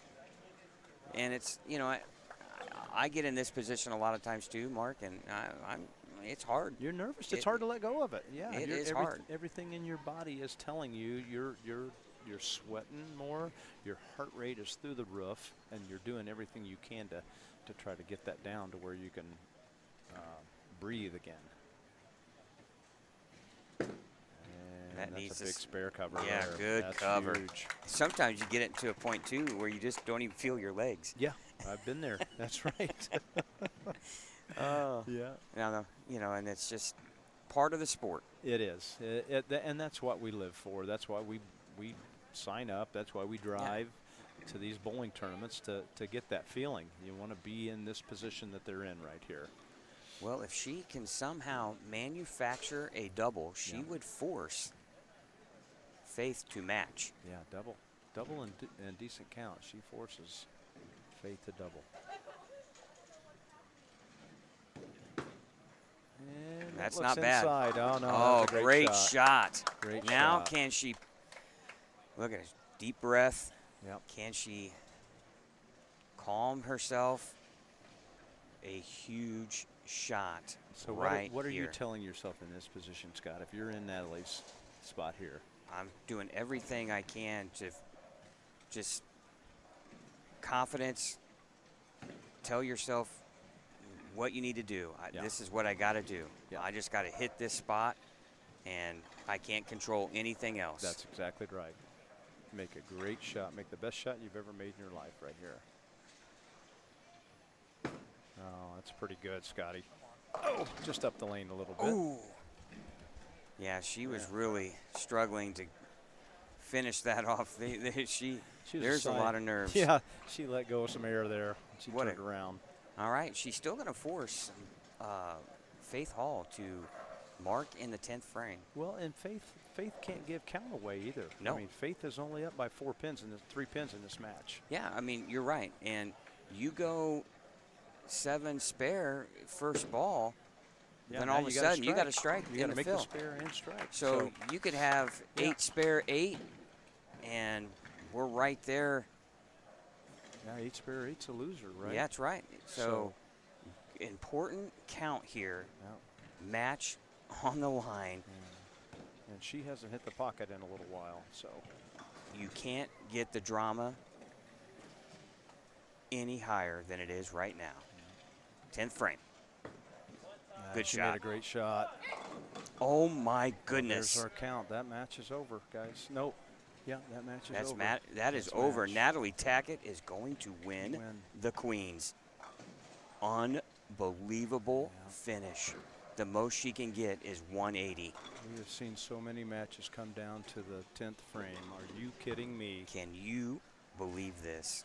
Well, Unbelievable. you kind of set the table all day talking about the Tackett sweep for the weekend. So, boy, you got to. The first leg is down. Oh, you have to feel for Faith Hall. Yeah. She bowled so good. So good. All the ladies and did. So much at stake for her to match her mom. Oh, yeah. She bowled so well. But you know what? She's young. She's going to be here again. She'll right. learn from this. She'll get better because of it. So, yeah, she should walk away here very, very proud young lady. Well, I know Monica and Ryan are. We haven't seen the end of Faith Hall by any stretch of the imagination. What a weekend for her. But the title goes to another Tackett. maybe the better one. Natalie Tackett is your Queen's champion. We'll be back with the check, trophy, and interview with our champion right after this.